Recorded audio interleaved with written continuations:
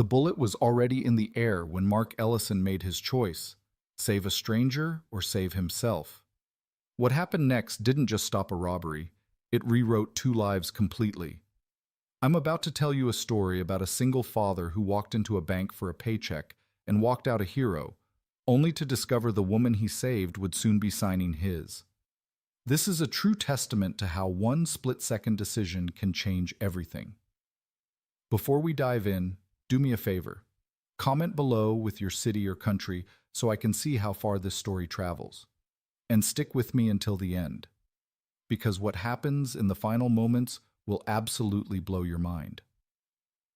Now let's go back to that Friday morning when Mark Ellison's ordinary life shattered like glass. The fluorescent lights of Crestline Bank hummed with their usual Friday morning indifference, casting pale white across the marble floor that Mark Ellison had just stepped onto. He didn't notice the way they flickered slightly in the corner near the ATM, or how the security camera above the entrance had a thin crack in its casing.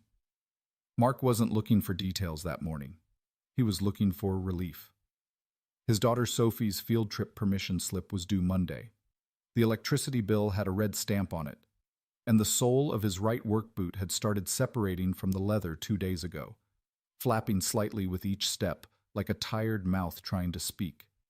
These were the thoughts occupying Mark's mind as he stood in line, check folded in his jacket pocket, watching 3 people ahead of him conduct their business with the kind of leisure that only comes from financial security.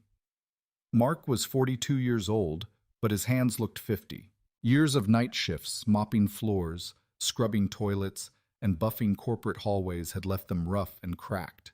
The skin around his knuckles perpetually raw from industrial cleaning solutions. His Marine Corps days were more than a decade behind him now, buried under responsibilities that had nothing to do with honor or service and everything to do with survival. Sophie was 8 years old. She had her mother's eyes, bright hazel, like sunlight through amber, and that was both a blessing and a knife in Mark's chest every time he looked at her. Emma had died when Sophie was 3, a drunk driver on a Tuesday afternoon, and Mark had been carrying both their weights ever since. Some nights, after his daughter fell asleep, he'd sit at their tiny kitchen table and wonder if he was doing any of it right, if love was enough when the bills said otherwise. The line moved forward. An elderly woman in a purple cardigan completed her transaction, offering the teller a kind smile and a comment about the weather. The teller, a young man with carefully styled hair and a name tag that read Brandon, responded with practiced enthusiasm. Mark checked his watch. 9:47 a.m. He'd dropped Sophie at Riverside Elementary 40 minutes ago, watched her run toward the playground in those shoes that were getting too small, her backpack bouncing against her shoulders. She'd turned at the gate and waved, and he'd waved back, and that moment felt like it always did, like she was walking away from him just a little bit more each day. A businessman in a gray suit stepped up to the counter. Mark shifted his weight, feeling that separated sole flap again. He'd glue it tonight, he decided. Hardware store had that strong adhesive in the clearance section. $3.50. He could manage that. Behind him, the glass doors opened. Mark didn't turn around. People came and went from banks all the time. Friday mornings were busy. He was focused on the businessman ahead of him, who seemed to be having some kind of issue with a wire transfer, the teller typing and clicking with increasing urgency. What Mark did notice, and would remember for the rest of his life, was the change in the air. That particular quality of tension that makes the back of your neck tighten. The sensation he'd learned to trust in Fallujah, in Helmand Province, in all those places where ignoring your instincts could mean a body bag. The quality of silence that isn't really silent at all, but rather the absence of normal sounds, the held breath before violence.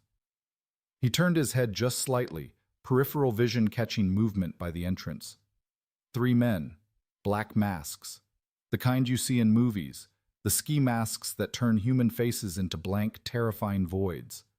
And guns, not handguns, shotguns, the short-barreled kind that made a statement before they ever fired. "Everyone on the fucking ground, now!" The words came like an explosion, shattering that Friday morning peace into 1,000 pieces. The elderly woman in the purple cardigan screamed. Brandon the teller's hand shot up so fast his computer mouse flew off the desk.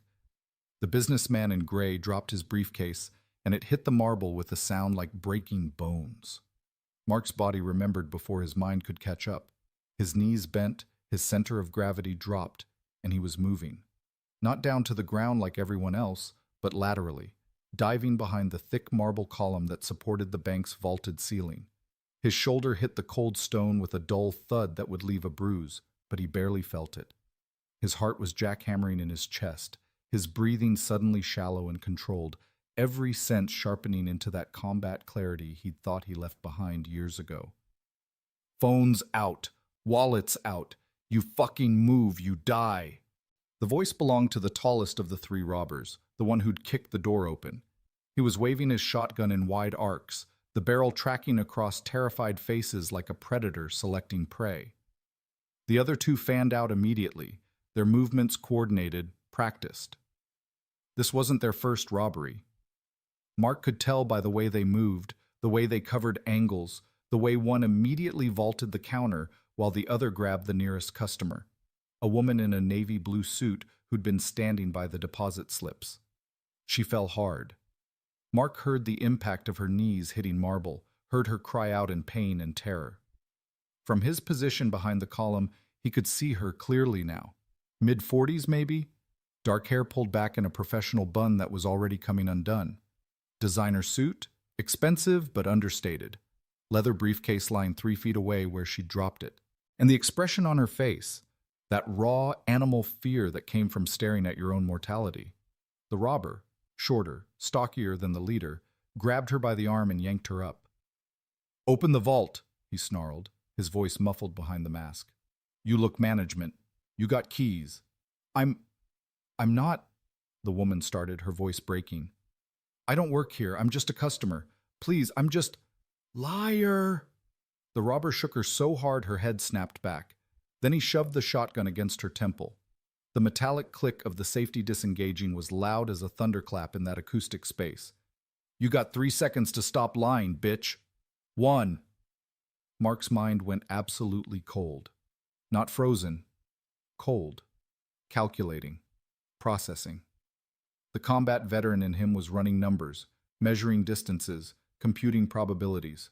20 feet to the woman. 2 robbers between him and her. One at the counter, back turned. Leader by the door, eyes scanning, too far to intercede quickly. Stocky one with the gun to her head, finger on the trigger, nerve endings stretched thin as wire. No weapon, no body armor, no backup, just an old Marine with rough hands and a daughter who needed her father to come home. 2. The woman's eyes squeezed shut, tears streamed down her face. Her lips moved silently. Prayer, maybe, or goodbye. Mark could see her whole body shaking, could see the robber's finger tightening on that trigger, could see exactly how this was about to end. Sophie's face flashed through his mind. Her wave at the school gate this morning, her laughter when he made pancakes last Sunday, even though he burned them. The way she crawled into his bed during thunderstorms, still young enough to believe her father could protect her from anything. This wasn't his fight. This wasn't his responsibility. He had a daughter who needed him more than this stranger in a navy suit needed him. But Emma's voice was in his head now, clear as if she were standing beside him. The last thing she'd ever said to him, in that hospital bed with the machines beeping and her hand cold in his. "Promise me you'll teach her what matters. Not what's easy. What matters." 3. Mark moved. Later, when the police asked him to describe what happened, he couldn't really explain it. It wasn't thought. It wasn't decision. It was pure action. The body moving before the mind could interfere. All that training and all those years in combat collapsing into a single moment of absolute commitment. He exploded from behind the column like a linebacker leaving the line, his boots finding traction on that polished marble floor. The stocky robber's peripheral vision caught the movement a half-second too late.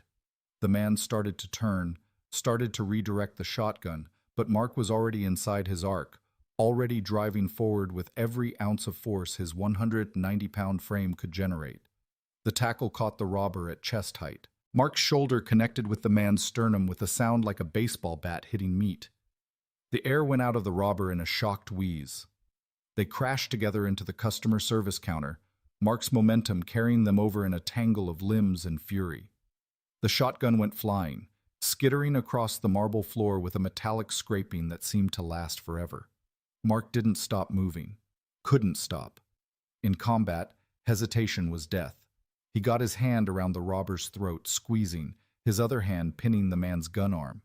The robber thrashed beneath him, stronger than he looked, knee coming up and catching Mark in the ribs hard enough to crack something. Pain exploded in Mark's side, but his grip didn't loosen. "Run!" Mark shouted at the woman in the navy suit, his voice raw and desperate. "Go! Now!" She was frozen, still on her knees, eyes wide with shock. For a terrible second, Mark thought she wouldn't move, thought fear had rooted her to the spot. Then something clicked behind her eyes. Survival instinct, maybe, or just pure adrenaline. And she scrambled to her feet, stumbling, nearly falling again. That's when the world erupted. "Shoot her!" The leader by the door had finally processed what was happening.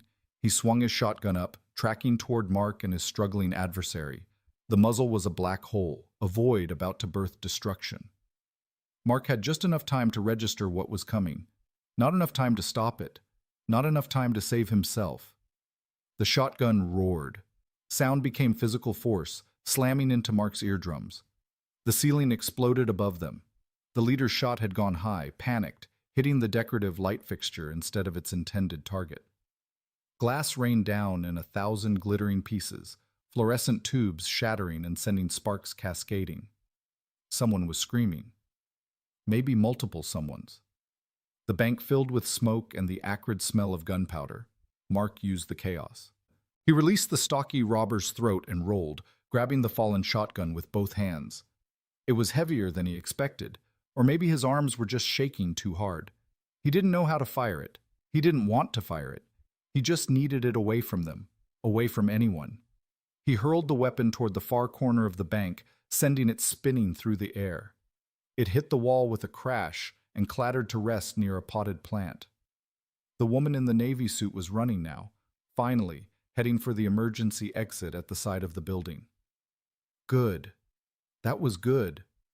Mark felt a flash of relief even as the stocky robber beneath him landed a punch to his jaw that made his vision white out for a second. He tasted blood, his own blood. Copper and salt on his tongue. The leader fired again, this time more controlled. The shot punched through the air where the woman had been standing 2 seconds earlier, obliterating a customer chair and sending stuffing exploding into the air. But she was already at the exit, her hand on the push bar. "Go!" Mark screamed again, though he wasn't sure if any sound was coming out anymore. His ears were ringing, the world muffled and strange, like being underwater. The woman pushed through the exit. The alarm shrieked, a high-pitched wail that somehow cut through even Mark's damaged hearing. She was out. She was safe. Mark had kept his promise to Emma. What mattered?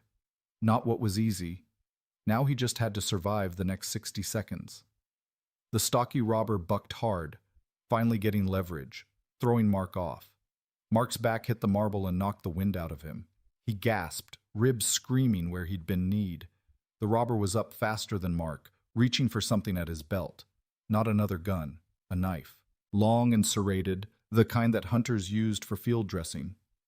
"You're fucking dead," the robber hissed, all pretense of control gone now, just rage and violence.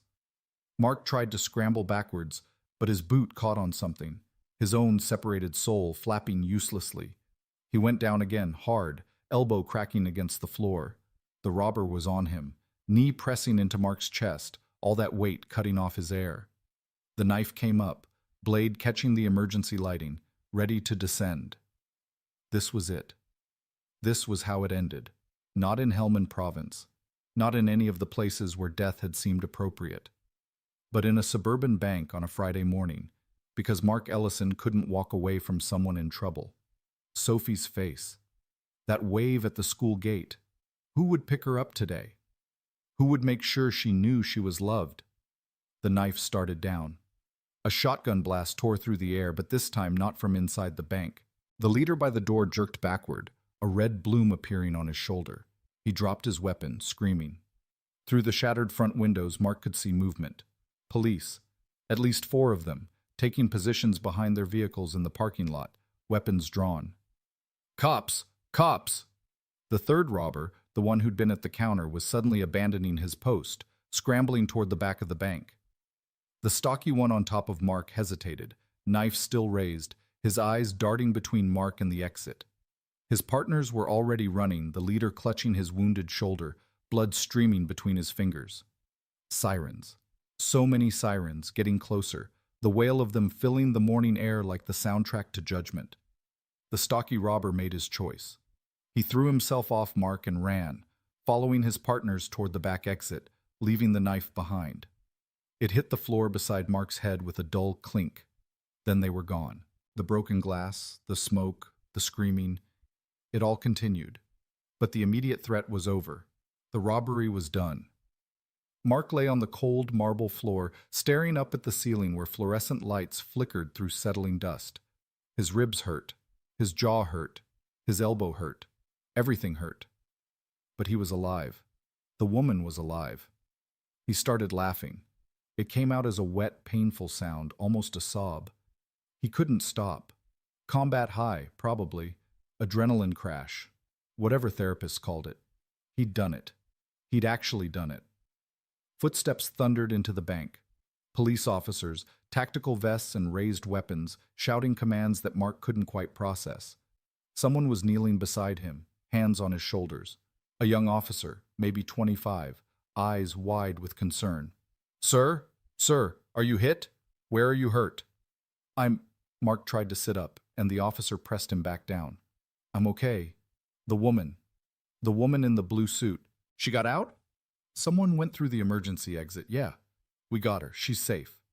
The officer was checking Mark over, looking for wounds, finding the bruises that were already forming.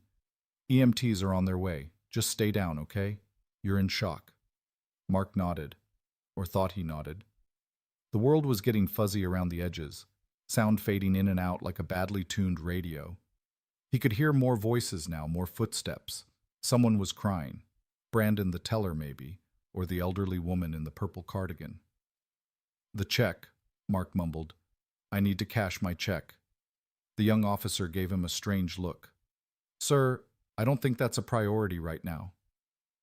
But it was.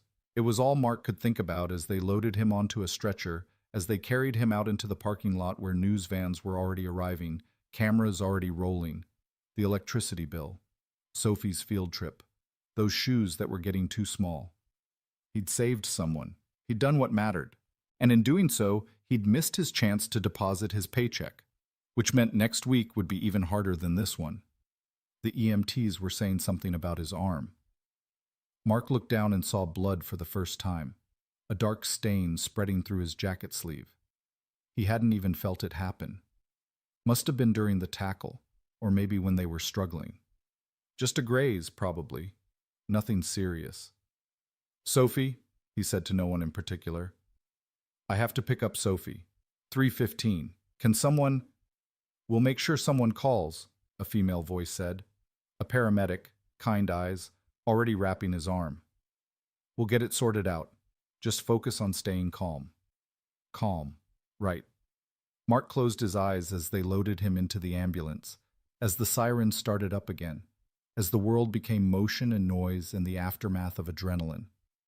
Calm was for people who didn't have daughters to raise and bills to pay and boots with flapping soles. But he'd kept his promise to Emma. That's what mattered, even if it cost him everything else. The ambulance pulled away from Crestline Bank, leaving behind shattered glass and bullet holes and a morning that would never be normal again. Mark didn't see the woman in the navy suit standing by a police cruiser, wrapped in a blanket despite the mild weather, watching the ambulance leave. Didn't see the way her hands were shaking or the way she asked the officer standing guard over her, "Who was he? The man who tackled them. What's his name?" Didn't see the officer check his notes and respond, "Ellison? Mark Ellison. Looks like he was just a customer. Wrong place, wrong time." Didn't see the way the woman's eyes narrowed slightly, committing that name to memory. Laura Kensington didn't forget debts, especially the kind that couldn't be repaid with money. But that would all come later. For now, Mark Ellison just lay in the ambulance, counting ceiling tiles and thinking about Sophie's wave at the school gate and wondering if being a hero was worth the cost of being broke. The answer would surprise him more than he could possibly imagine. The hospital waiting room smelled like antiseptic and burnt coffee, a combination that made Mark's stomach turn even before the nausea from the adrenaline crash fully set in. He sat on a plastic chair that was bolted to the floor, his wrapped arm throbbing in time with his heartbeat, watching a wall-mounted television play silent news coverage of the very event he'd just lived through. The footage was surreal. Helicopter shots of Crestline Bank surrounded by police vehicles, their lights still flashing in broad daylight. A reporter standing behind yellow tape, mouth moving urgently while the closed caption scrolled below. 3 armed suspects fled the scene after an attempted robbery was interrupted by what witnesses are calling an act of extraordinary heroism by an unidentified customer. Unidentified. Mark preferred it that way. The last thing he needed was his face plastered across the evening news, people asking questions, attention he couldn't afford and didn't want. "Mr. Ellison?" A nurse appeared from behind a blue curtain, clipboard in hand. She was older, probably close to retirement, with gray hair pulled back in a tight bun and the efficient demeanor of someone who'd seen everything twice. "Doctor wants to see you now. Follow me, please." Mark stood, his ribs protesting the movement. The nurse noticed his wince and slowed her pace, leading him through a maze of curtained examination bays where other patients waited in various states of distress. A child with a broken arm. An elderly man hooked up to monitors.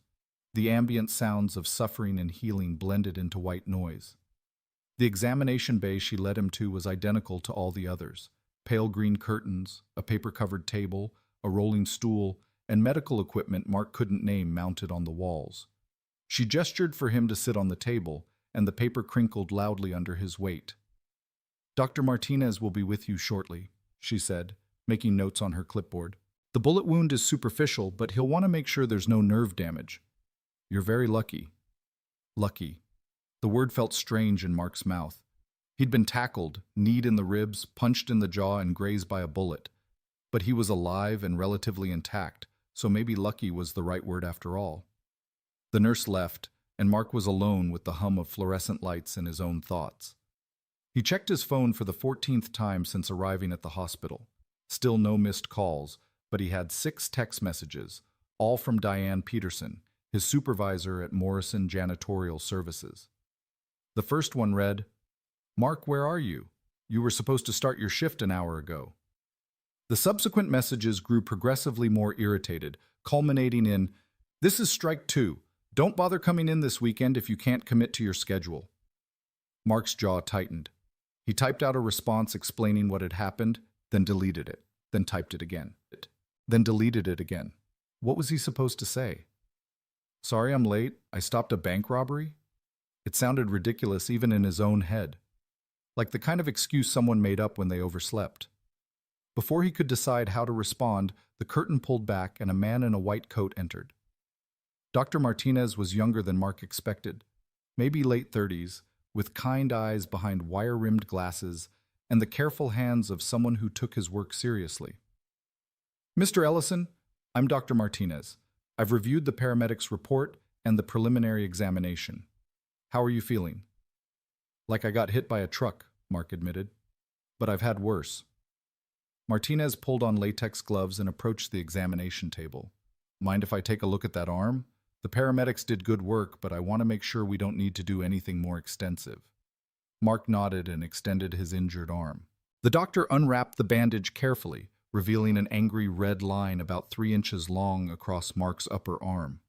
The bullet had carved a groove through the skin and muscle but hadn't penetrated deep. It looked worse than it felt, which Mark supposed was better than the alternative. "You're lucky," Martinez said, echoing the nurse. "Another inch to the left and we'd be looking at serious arterial damage. As it is, this is going to need thorough cleaning and some stitches, but there's no permanent damage. Can you make a fist for me?" Mark complied, his fingers curling and uncurling without difficulty. The doctor palpated the area around the wound, checking for nerve response, nodding to himself as he worked. "Good. Sensation is intact. Range of motion looks normal. I'm going to clean this out, give you a local anesthetic, and stitch you up. You'll want to keep it dry for at least a week, and I'm prescribing antibiotics to prevent infection. Do you have someone who can help you at home if you need it?" "My daughter," Mark said. "She's 8.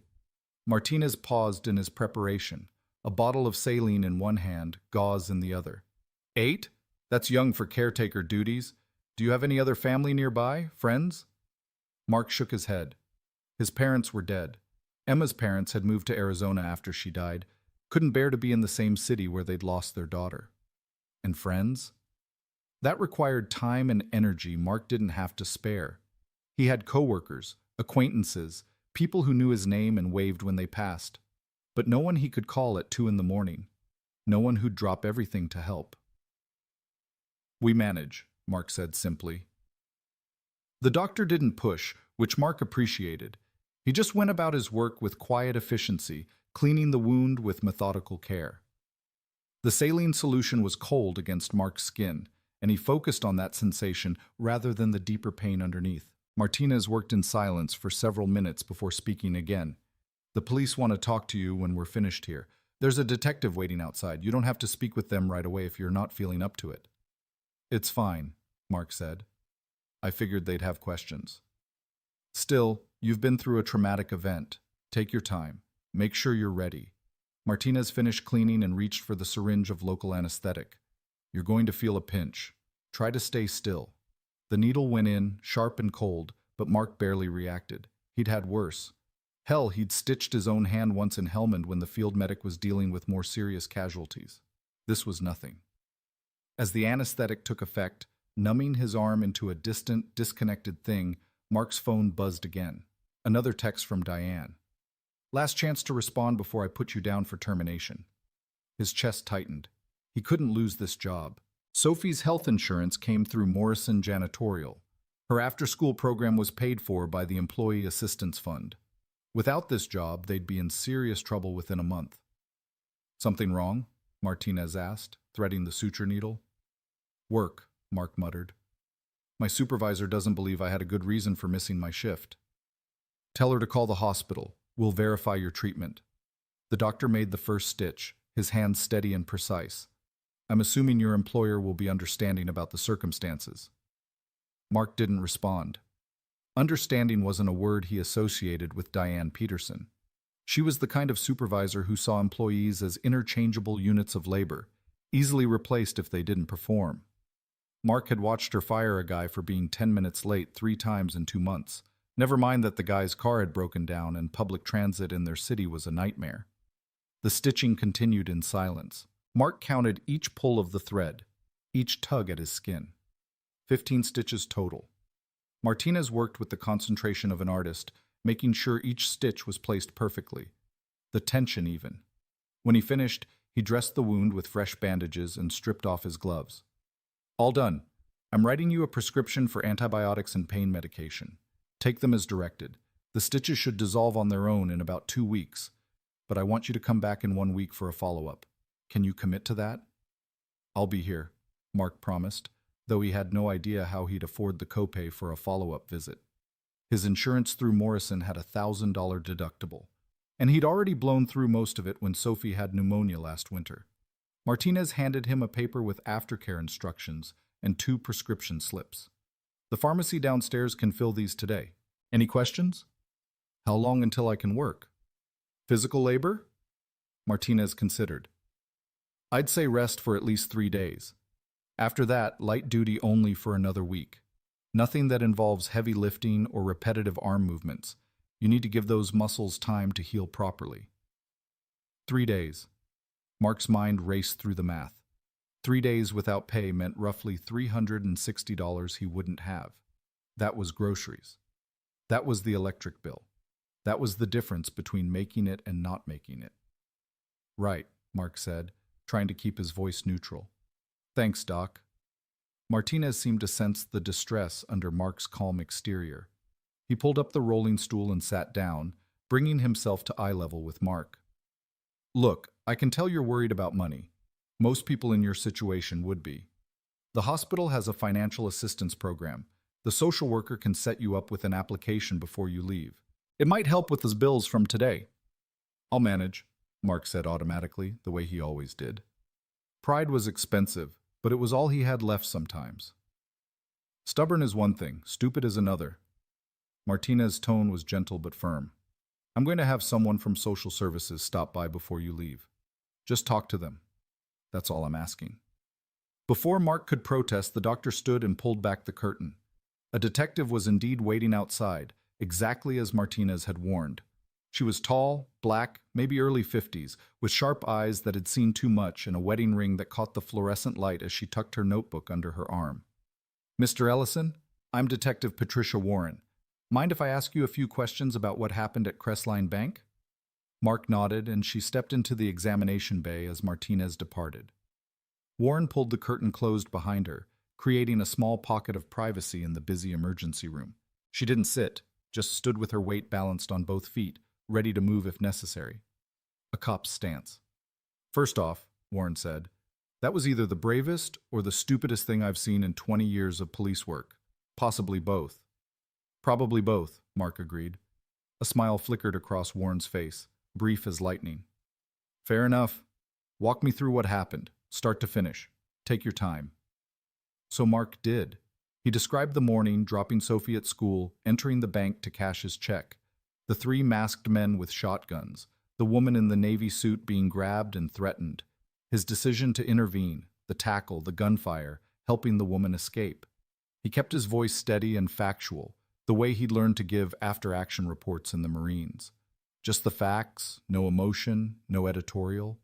Warren took notes the entire time, her pen scratching across the page in rapid shorthand. Occasionally, she'd interrupt with a clarifying question. "You said the stocky one had a knife. What kind of knife? Fixed blade or folding? The leader's gun before he fired, did you notice if it was pump action or semi-automatic?" Questions that told Mark she knew her business. When he finished, Warren flipped her notebook closed and studied him for a long moment. "You've got military training. I can tell by the way you describe the scene." "Marine Corps?" "Yes, ma'am. Served 8 years. Infantry." "Thought so. That training saved your life today, you know that? Normal civilian tries what you did, they end up dead. You read the situation, acted within your capabilities, and got lucky." She paused. "The woman you saved, she's been asking about you. Wants to thank you personally." Mark's chest tightened with something like embarrassment. "That's not necessary. I'm just glad she's okay." "She's more than okay. She's insistent." Warren pulled a business card from her jacket pocket. "This is my contact information.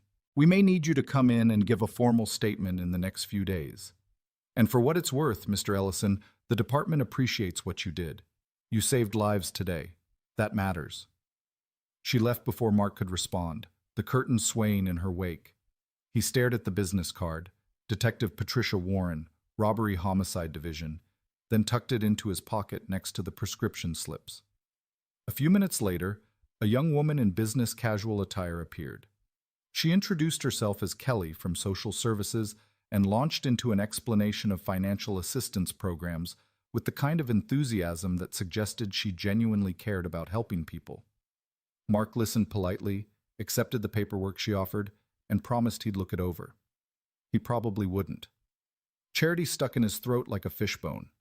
By the time he was finally discharged, it was past 2 in the afternoon. Sophie's school let out at 3:15, which meant Mark had a little over an hour to get across town, pick up his daughter, and figure out what the hell to tell her about why his arm was bandaged and why he looked like he'd been in a fight. The pharmacy visit ate up 20 minutes and another $40 he didn't have. The pain medication prescription alone cost $32, even with insurance. Mark stood at the counter, staring at the total on the card reader, doing mental math about which bills he could delay. The internet could wait a week. Sophie wouldn't miss it that much. He paid with his debit card and tried not to think about the overdraft fees that might be coming. Outside the hospital, the afternoon sun felt too bright after hours under fluorescent lights. Mark's phone buzzed again. Not Diane this time, but an unknown number. He almost didn't answer, but something made him hit the green button. "Hello? Mr. Ellison?" The voice was female, professional, and completely unfamiliar. "This is Sarah Chen from Crestline Bank. I'm calling to apologize for what happened this morning and to let you know that the check you were attempting to cash has been processed and deposited directly into your account as a courtesy. The funds should be available immediately." Mark stopped walking. "What?" "Your check, sir. We processed it. Given the circumstances, it seemed like the least we could do." Sarah Chen sounded genuinely apologetic, as if the bank robbery had been a personal failing on her part. Additionally, Crestline Bank would like to cover any medical expenses you incurred as a result of your heroic actions. If you could send your hospital bills to my email, we'll take care of them. That's not necessary, Mark said automatically. Mr. Ellison, you were injured stopping a robbery in our bank. It's absolutely necessary. Please, let us do this. She gave him her email address, which Mark fumbled to type into his phone notes with one hand. And Mr. Ellison, thank you. What you did today was extraordinary. The call ended, and Mark stood on the sidewalk outside the hospital, phone still pressed to his ear, trying to process what had just happened. The check was deposited. The medical bills would be covered. Two massive problems solved in a single phone call. It felt wrong somehow, like accepting payment for doing the right thing cheapened it. But Sophie needed shoes, the electric bill needed paying, and Mark's pride, expensive as it was, couldn't feed his daughter. Okay, he said to no one. Okay. The bus ride to Sophie's school took 40 minutes and included 2 transfers. Mark spent the time rehearsing what he'd tell his daughter. The truth seemed both necessary and impossible. She was 8 years old. She still believed the world was fundamentally safe, that bad things happened to other people in other places. How did you explain that her father had nearly died that morning? That violence wasn't something that happened in movies but in ordinary places on ordinary days? He was still working on it when the bus dropped him off 2 blocks from Riverside Elementary. The school was a squat brick building built in the 1970s, outdated but solid, surrounded by a chain-link fence that desperately needed replacing. Kids poured out of the main entrance in waves, backpacks bouncing, voices raised in the particular chaos that only elementary school dismissal could create. Mark spotted Sophie before she spotted him. She was standing with a group of other kids near the playground, animated about something, her hands gesturing wildly as she talked. The 2 small shoes, the backpack he'd bought at a thrift store, the jacket with the frayed cuffs. She looked so small, so vulnerable. The world was full of men with masks and guns, and Mark was supposed to keep her safe from all of it on a janitor's salary. Then she saw him, and her whole face lit up. "Daddy!" She ran to him the way kids do, full speed and no hesitation, and Mark braced himself because he knew what was coming. She crashed into his legs, wrapping her arms around his waist, and the impact sent pain shooting through his bruised ribs. He couldn't help the sharp intake of breath, the slight flinch. Sophie pulled back immediately, her hazel eyes wide with concern. "Are you okay?" "I'm fine, sweetheart. Just had a long day." Mark forced a smile and took her backpack, slinging it over his good shoulder. "How was school?" "Good. We learned about fractions and math. And at recess, Emily and I found a ladybug. And Mrs. Morrison said my story about the dragon was really creative." The words tumbled out in an unstoppable stream, the way they always did. Sophie saved up her entire day to share with him, and Mark never interrupted, no matter how tired he was. They started walking toward the bus stop, Sophie chattering beside him, and Mark thought maybe he could avoid the conversation altogether. Maybe she wouldn't notice the bandage on his arm until tomorrow, and by then he'd have figured out what to say. Then Sophie grabbed his hand across the street, and her fingers brushed against the edge of his bandage under his jacket sleeve. "Daddy, what happened to your arm?" Mark took a breath, then another. They reached the bus stop, and he sat down on the bench, pulling Sophie down next to him. A few other parents and kids waited nearby, but no one was paying attention to them. "I need to tell you something, and I need you to listen carefully, okay?" Sophie's expression went serious, the way it did when she knew something important was coming. "Okay. This morning, after I dropped you off at school, I went to the bank, and while I was there, some bad men came in. They had guns, and they were scaring people." Sophie's eyes widened, but she didn't interrupt. "There was a lady there, and she was in trouble. The bad men were hurting her, so I helped her get away." Mark kept his voice steady, age-appropriate, stripping out the violence and terror as much as he could. "I got hurt a little bit, just on my arm, but I'm okay. The doctors fixed me up, and I'm going to be fine." "Did the bad men get away?" Sophie whispered. "The police chased them off. Everyone is safe now." Sophie was quiet for a long moment, processing. Then she reached out and very gently touched his bandaged arm, her small fingers barely making contact. "Does it hurt?" "A little, but I've had worse." "Were you scared?" The question caught Mark off guard. He started to give her the easy answer, the one that would make him seem brave and invincible. But Emma's voice was in his head again. "What matters, not what's easy." "Yeah," Mark admitted, "I was really scared. But sometimes we have to do things even when we're scared. That's what being brave actually means."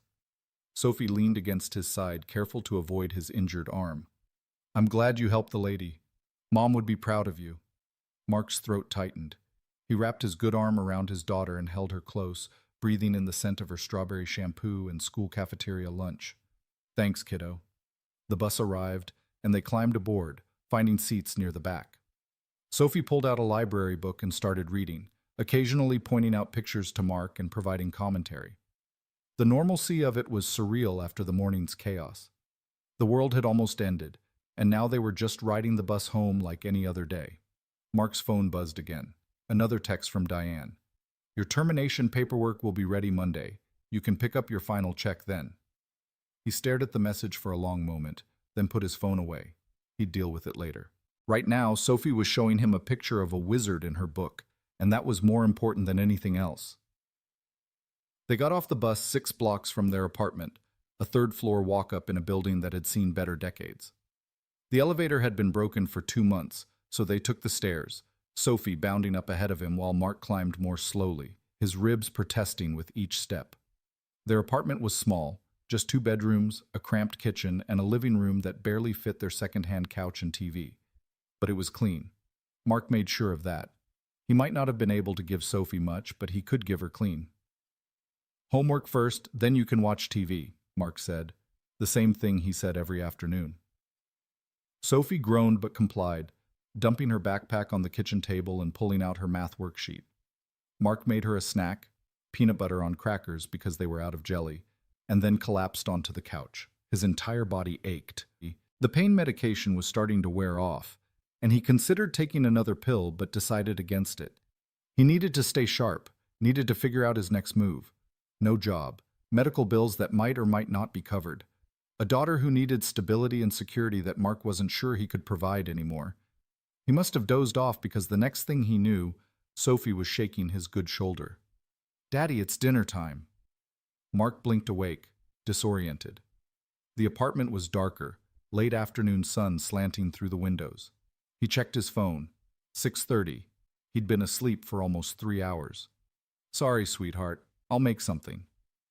"I already made sandwiches," Sophie announced proudly, gesturing to the kitchen table where 2 plates waited, each with a somewhat lopsided peanut butter and jelly sandwich. She'd found the jelly after all. Mark's chest squeezed with love and grief in equal measure. 8 years old and already learning to take care of herself because her father couldn't be relied on. "These look perfect," he said, and meant it. They ate together at the table, Sophie telling him more about her day, about Emily and the ladybug, about the kickball game at recess where she'd actually hit the ball for once. Mark listened and nodded and tried to be present, but part of his mind was already racing ahead to next week, next month. How he'd find a new job, how he'd explain the gap in employment, how he'd keep them afloat while he looked. After dinner, Sophie had her bath and changed into pajamas, then climbed onto the couch next to Mark for their nightly routine. They were working through Harry Potter and the Sorcerer's Stone, a chapter a night. Sophie loved it. Mark's voice was rough from exhaustion, but he read anyway, watching his daughter's eyes get heavy, her breathing slow. "Daddy," she murmured, nearly asleep. "You're a hero, like Harry Potter." "I'm not a hero, kiddo. I'm just your dad." "Same thing," she whispered, and then she was out, her small body warm against his side. Mark sat there for a long time after Sophie fell asleep, the book still open in his lap, staring at nothing. The apartment was quiet except for the distant sounds of traffic and neighbors. Through the thin walls, he could hear the couple next door arguing about money, their voices rising and falling in a familiar rhythm. His phone buzzed one more time, another unknown number.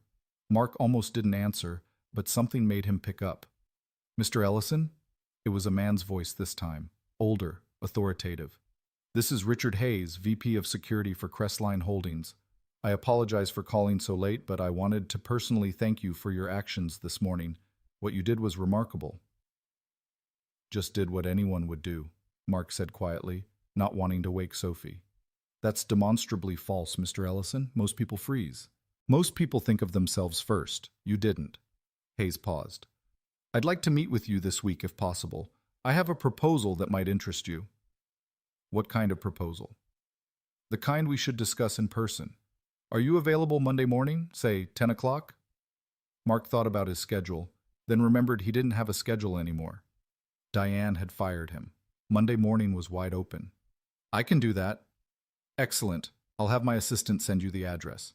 And Mr. Ellison, get some rest. You've earned it. The call ended, and Mark sat in the darkness, holding his sleeping daughter, wondering what the hell Monday would bring. A job offer, maybe?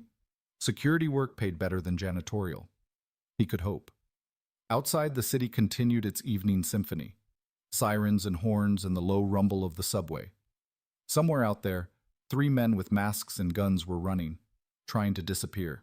Somewhere out there, a woman in a navy suit was probably lying in her own bed, thinking about how close she'd come to dying.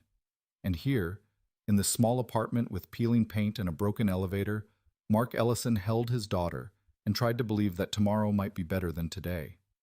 Sophie stirred, mumbling something about dragons, and Mark carefully lifted her, carrying her to her bedroom. She didn't wake as he tucked her in, didn't wake as he kissed her forehead. 8 years old, still so young, still believing her father could protect her from anything. Mark stood in the doorway of her room for a long moment, watching her sleep, and made himself a promise. Whatever happened Monday, whatever Richard Hayes wanted to discuss, whatever came next, he would find a way. For Sophie. Always for Sophie. He closed her door softly and returned to the living room, finally allowing himself to take that second pain pill. His arm throbbed. His ribs ached. His jaw was swollen where the robber had punched him. But he was alive, and Sophie was safe, and tomorrow the sun would rise on a world where Mark Ellison had done something that mattered. That would have to be enough. The weekend passed in a strange fog of normalcy and surrealism. Saturday morning, Mark woke to find Sophie already dressed and eating cereal at the kitchen table, cartoons playing quietly on the TV. His arm throbbed dully under the bandage, a constant reminder that Friday hadn't been a dream. He took his antibiotic with lukewarm coffee and watched his daughter laugh at something on the screen, her face lit by morning sunlight streaming through their apartment window. She didn't ask about the bank again, seemed content to accept that her father had helped someone and gotten hurt, and that was that. Kids had a remarkable ability to compartmentalize trauma, to file it away and return to the comfortable rhythms of their small lives. Mark envied that ability. His own mind kept returning to that moment when the stocky robber's knife had been raised above him, kept replaying the sound of gunfire, the smell of cordite, the weight of his choice. Saturday afternoon, they went to the park because it was free and Sophie needed to burn energy. Mark sat on a bench while she played on the swings, his injured arm resting in his lap. Other parents were scattered around the playground, some watching their children with the vigilant attention of new parents, others scrolling through phones with the weary confidence of veterans who knew their kids' limits. Mark wondered if any of them had nearly died yesterday. Probably not. Probably that was a distinctly Mark Ellison kind of Friday.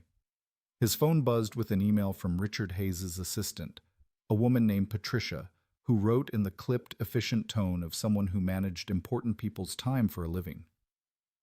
The meeting Monday was confirmed for 10 at the Crestline Holdings building downtown, 43rd floor. Business casual attire suggested. Mark read the email 3 times, trying to decode what it meant. Business casual. He owned exactly 1 pair of khakis without stains and 1 button-down shirt that still fit. That would have to do. Sunday morning, Mark took Sophie to church.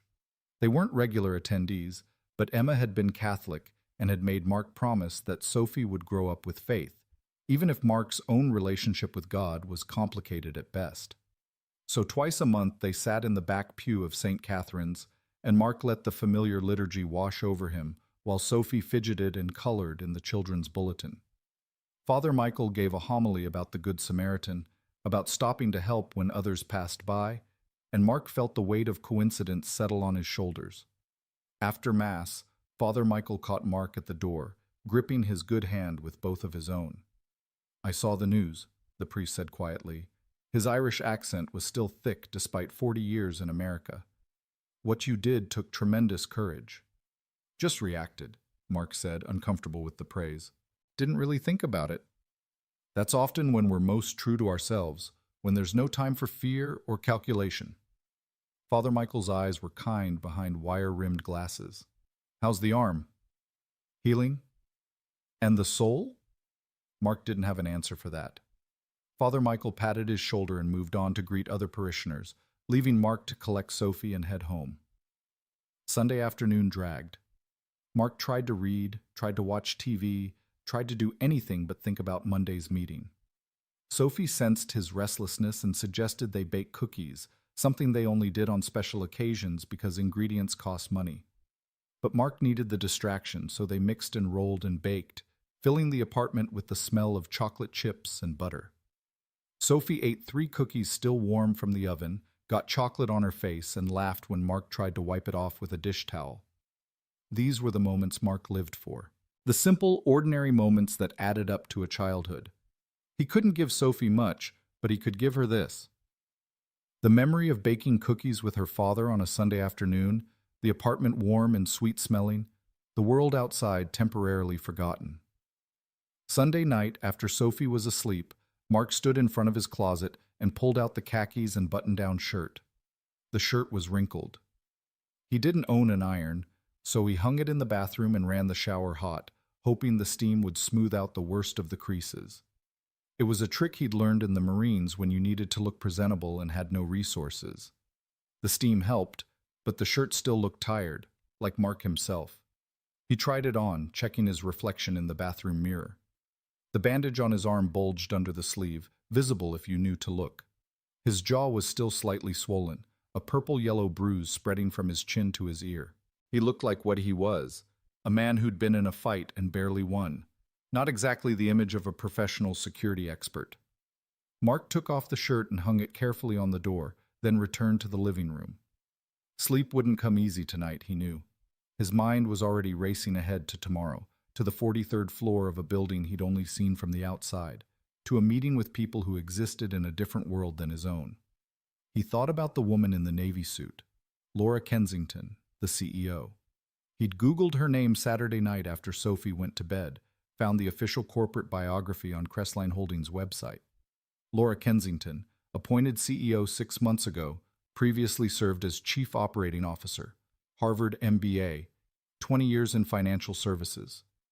The photo showed a woman in her mid-40s with intelligent eyes and the kind of confident smile that came from never having to worry about money. She'd been at the bank because of him. That's what he kept coming back to. If Mark hadn't been there, if he hadn't acted, she might be dead. A woman who ran a company worth hundreds of millions of dollars, who employed thousands of people, who had her own Wikipedia page. And Mark Ellison, night janitor with a GED and an honorable discharge, had saved her life. The weight of that was strange, not heavy, exactly, just strange. Monday morning arrived with gray skies and the threat of rain. Mark woke before his alarm, adrenaline already coursing through his system. He made Sophie breakfast, packed her lunch, walked her to school. At the gate, she turned and hugged him carefully, mindful of his injured arm. "Good luck at your meeting, Daddy." "Thanks, sweetheart. Mrs. Patterson will pick you up today, okay? I'll be home by dinner." Mrs. Patterson was their downstairs neighbor, a retired teacher who occasionally watched Sophie when Mark's schedule was chaotic. She'd agreed to help when Mark called Sunday evening, asked no questions when he mentioned a job interview, just said she'd be happy to spend the afternoon with Sophie. Mark watched his daughter disappear into the school building, then checked his phone. 8:15. The meeting was at 10. The Crestline Holdings building was downtown, about 40 minutes by bus and subway. He should leave now, give himself buffer time for delays. The commute was uneventful. Mark stood in the crowded subway car, holding the overhead rail with his good hand, swaying with the motion of the train. Around him, other people headed to their jobs, to their lives. A woman in a sharp suit scrolled through her phone. A young man with headphones bobbed his head to music only he could hear. An older couple sat together, the woman's head resting on the man's shoulder. All of them living their normal Monday mornings while Mark headed toward something that might change everything. The Crestline Holdings building was glass and steel, one of those modern structures that seemed to scrape the sky. Mark had walked past it 100 times when he worked downtown, had cleaned offices and buildings just like it. But he'd never been inside this particular one. The lobby was all marble and chrome, with a security desk manned by 2 guards in crisp uniforms and a wall of elevators that looked like they belonged in a spaceship. Mark approached the security desk, suddenly aware of how out of place he looked. His khakis and wrinkled shirt, his work boots because he didn't own dress shoes, his bandaged arm. The guards looked at him with the polite suspicion of people paid to keep undesirables out. "Can I help you?" The older guard's voice was neutral, professional. "I have a meeting with Richard Hayes, 10 o'clock. Mark Ellison." The guard checked his computer, typing with 2 fingers, then nodded. "ID, please." Mark handed over his driver's license, watched the guard scan it, and make a note in his system. The man printed out a visitor badge on a lanyard and slid it across the counter. 43rd floor, elevators to your right. You'll need this badge to access that floor." He handed Mark's ID back. "Have a good meeting, Mr. Ellison." The elevator ride took less than a minute, but felt longer. Mark watched the numbers climb on the digital display, felt his stomach drop slightly with the acceleration. The elevator was empty except for him, all mirrors and soft lighting. He caught his reflection and immediately looked away. The 43rd floor opened onto a reception area that probably cost more than Mark's entire apartment building. Floor-to-ceiling windows offered a panoramic view of the city, and the furniture looked like it belonged in a museum. A young woman sat at a sleek desk, blonde hair pulled back in a perfect bun, wearing a dress that probably cost more than Mark made in a month. "Mr. Ellison?" She smiled, warm but professional. "I'm Patricia. Mr. Hayes is expecting you. Can I get you anything? Coffee? Water?" "I'm fine, thank you." "Please, have a seat. He'll be with you in just a moment." Mark sat in one of the chairs that was too expensive to be comfortable and tried not to touch anything. The reception area was quiet except for the subtle hum of climate control and the distant sound of phones ringing. Through the windows, the city sprawled below, tiny cars and smaller people going about their lives. He didn't have to wait long. A door opened and a man emerged, tall and broad-shouldered, probably early 60s, with silver hair and the bearing of someone who'd spent time in the military. Richard Hayes extended his hand, and Mark stood to shake it. "Mr. Ellison, thank you for coming. Please follow me." "Follow." Hayes led him down a hallway lined with offices, each one offering glimpses of the corporate world Mark had only ever seen from the outside. They passed a conference room where a meeting was in progress, past cubicles where people typed and talked on headsets, past it all until they reached a corner office with Hayes' name on the door. The office was large but not ostentatious. A desk, comfortable chairs, bookshelves filled with security manuals and industry publications. More windows, always the windows. Hayes gestured for Mark to sit and closed the door, muffling the ambient office noise. "How's the arm?" Hayes settled into his chair, his movements economical and precise. "Healing. Doctor says I was lucky. Lucky and skilled. I reviewed the security footage from the bank. What you did wasn't luck, Mr. Ellison. That was training and instinct." Hayes leaned forward, elbows on his desk. "Marine Corps?" "Yes, sir. 8 years. Infantry. Combat deployments?" 3. Iraq and Afghanistan." Hayes nodded, something like recognition in his eyes. "Army myself. First Gulf War, then another tour in '03. Different wars, same mud." He picked up a folder from his desk, opened it, scanned the contents. "I did some research on you this weekend. Honorable discharge, commendations for valor, worked private security briefly after leaving the service, then a series of jobs in maintenance and janitorial services. You're overqualified for the work you've been doing." Mark didn't respond. What could he say? That the private security work had dried up when the economy crashed? That he'd taken what he could get to keep food on the table? That being overqualified didn't matter when you had a daughter to raise alone? "I'm not judging," Hayes continued. "I'm just observing. You're a man who does what needs to be done, regardless of ego. That's rare. He closed the folder and set it aside. I'm going to be direct with you, Mr. Ellison. Crestline Holdings is expanding our security division. We're looking for someone to head up our corporate security team, someone with real-world experience, someone who can think on their feet, someone who understands that security isn't just about protocols and procedures, but about protecting people. Mark's heart was hammering in his chest. You're offering me a job? I'm offering you an opportunity. The position would include overseeing security for all Crestline properties, managing a team of 12 security professionals, implementing safety protocols, and serving as primary liaison with law enforcement when necessary. The salary is $85,000 annually, full benefits including health insurance, dental, vision, and a retirement plan. Regular hours, Monday through Friday, with occasional evening or weekend work as needed. $85,000. Mark's current salary was $22,000. The numbers were so different they didn't seem to occupy the same reality. With that kind of money, Sophie could have new shoes whenever she needed them. They could afford a better apartment, maybe even save for her college education. The electricity bill would never have a red stamp again. Mr. Hayes, I appreciate this, but I have to be honest. I don't have any management experience. I've never run a team. I'm not sure I'm qualified for what you're describing. Let me tell you what qualifies you. Hayes's voice was firm but not unkind. Friday morning, when 3 armed men entered that bank, everyone else froze. Trained security guards, bank employees, customers, everyone except you. You assessed the situation, identified the primary threat, neutralized it, and protected civilians. That's not something you can teach in a classroom. That's instinct. That's character. I just did what anyone would do. No, you did what almost no one would do, and that's exactly why you're qualified. Hayes pulled a document from a drawer and slid it across the desk. This is the job offer. Take it home, read it, think about it. I don't need an answer today. But Mr. Ellison, I want you to seriously consider this opportunity. You have skills that are being wasted mopping floors. Mark picked up the document, his hands shaking slightly. The letterhead was heavy, expensive paper. His name was already typed in, Mark Ellison, Director of Corporate Security. It looked official. It looked real. There's one more thing, Hayes said. Ms. Kensington would like to speak with you. She's the one who actually suggested we bring you in. This was her idea. She's here? Just down the hall. If you're comfortable with it, I can take you to her office now. Mark nodded, not trusting his voice.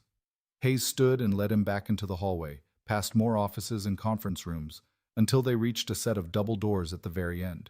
Hayes knocked once, then opened the door. Miss Kensington, Mr. Ellison is here. The office beyond was twice the size of Hayes's, with a view that seemed to encompass the entire city. And there, standing by the windows with her back to the door, was the woman from the bank. She turned as they entered, and Mark recognized her immediately. The navy suit was gone, replaced by a charcoal dress and a jacket, but the face was the same, the woman whose life he'd saved. Mr. Ellison? Laura Kensington crossed the room in 3 strides and extended her hand. Her grip was firm, confident. Thank you for coming. That will be all, Richard. Close the door, please. Hayes left, and suddenly Mark was alone with the CEO of Crestline Holdings in an office that probably had its own zip code. Laura gestured to a sitting area near the windows, 2 chairs and a couch arranged around a coffee table. She didn't sit behind her desk, didn't put that barrier between them. Instead, she took one of the chairs and waited for Mark to sit across from her. I've been trying to figure out how to say thank you, she began. Nothing seems adequate. You saved my life, Mr. Ellison, at great personal risk to yourself. There's no way to properly thank someone for that. You don't need to thank me. I'm just glad you're okay. But I do need to thank you. And more than that, I need to do something, which is why I asked Richard to bring you in. She leaned forward slightly, her expression intense. I watched the security footage. I watched you tackle that man, watched you shield me, watched you take a bullet so I could get to safety. Do you understand what that means to me? Mark didn't know how to respond. He'd spent the last 3 days trying not to think too hard about what had happened, trying to fold it away and move forward. But Laura Kensington didn't seem interested in letting him do that. I have a daughter, she continued. She's 12. And Friday morning, I was thinking about her when that gun was pressed to my head, thinking that I wouldn't see her grow up, wouldn't be there for her first heartbreak or her graduation or her wedding. And then you appeared. You gave me my life back. You gave my daughter her mother back. Her voice cracked slightly on the last word, and Mark saw tears in her eyes that she was fighting to control. This wasn't the polished CEO from the website photo. This was a woman who'd come within seconds of dying, who was still processing that reality. I did what anyone would do, Mark said again, because he didn't know what else to say. No, you didn't. Laura's voice was firm now, the emotion locked down. I've asked around about you, called some contacts, did some research. You're a single father. Your wife died 5 years ago. You're raising your daughter alone on a janitor's salary. You were at that bank to cash your paycheck so you could pay your bills. And you risked everything. Your life, your daughter's only parent. Everything. Mark's chest tightened. He didn't like being investigated, didn't like his life laid out like evidence. But he couldn't argue with the facts. Mr. Ellison, I'm not a particularly emotional person. I didn't get to this position by being sentimental, but I believe in paying debts. And I owe you a debt I can never fully repay, so I'm going to try. She picked up a folder from the coffee table and handed it to him. Richard showed you the job offer. That's real. I want you on my team, but there's more. Mark opened the folder. Inside was the employment contract Hayes had shown him, but there were additional pages. A signing bonus, $20,000. Health insurance that covered not just Mark, but Sophie too, with no deductible. A clause about tuition assistance for dependents. Numbers and benefits that made Mark's head spin. This is too much, he managed. It's not enough. It will never be enough. Laura stood and walked to the window, looking out at the city below. I was supposed to be in Chicago Friday. There was a merger meeting I'd been planning for months, but Thursday night my daughter had a school concert. She was nervous. She wanted me there. So I rescheduled the Chicago meeting and stayed here. Friday morning, I decided to stop at the bank on my way to the office, a completely random decision. If I'd gone straight to work, I wouldn't have been there. She turned back to face Mark. My point is, life is random, chaos and chance. We don't control as much as we think we do. But sometimes, in the middle of all that chaos, we get a choice. And you chose to help a stranger when you had every reason not to. That means something. Mark stood, the folder still in his hands. Ms. Kensington, I appreciate this, more than you know. But I need to think about it. This is a big change. Of course. Take all the time you need, but I hope you'll say yes. You deserve better than what you have. Your daughter deserves better. Laura extended her hand again. Whatever you decide, thank you. For my life, for my daughter's mother, for everything.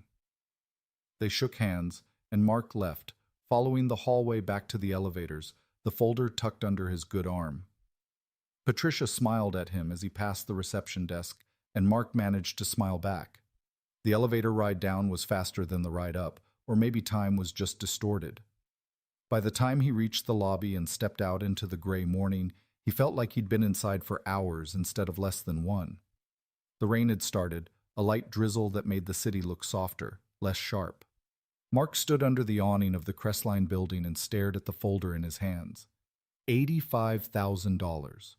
Health insurance. A real job with real respect. The chance to be more than just Sophie's struggling father. His phone buzzed. A text from Mrs. Patterson. Sophie's having a great time. We made brownies. Take all the time you need. Mark smiled despite himself. Sophie was fine. Sophie was always fine. She was resilient in a way that Mark envied and feared in equal measure. Resilient because she'd had to be.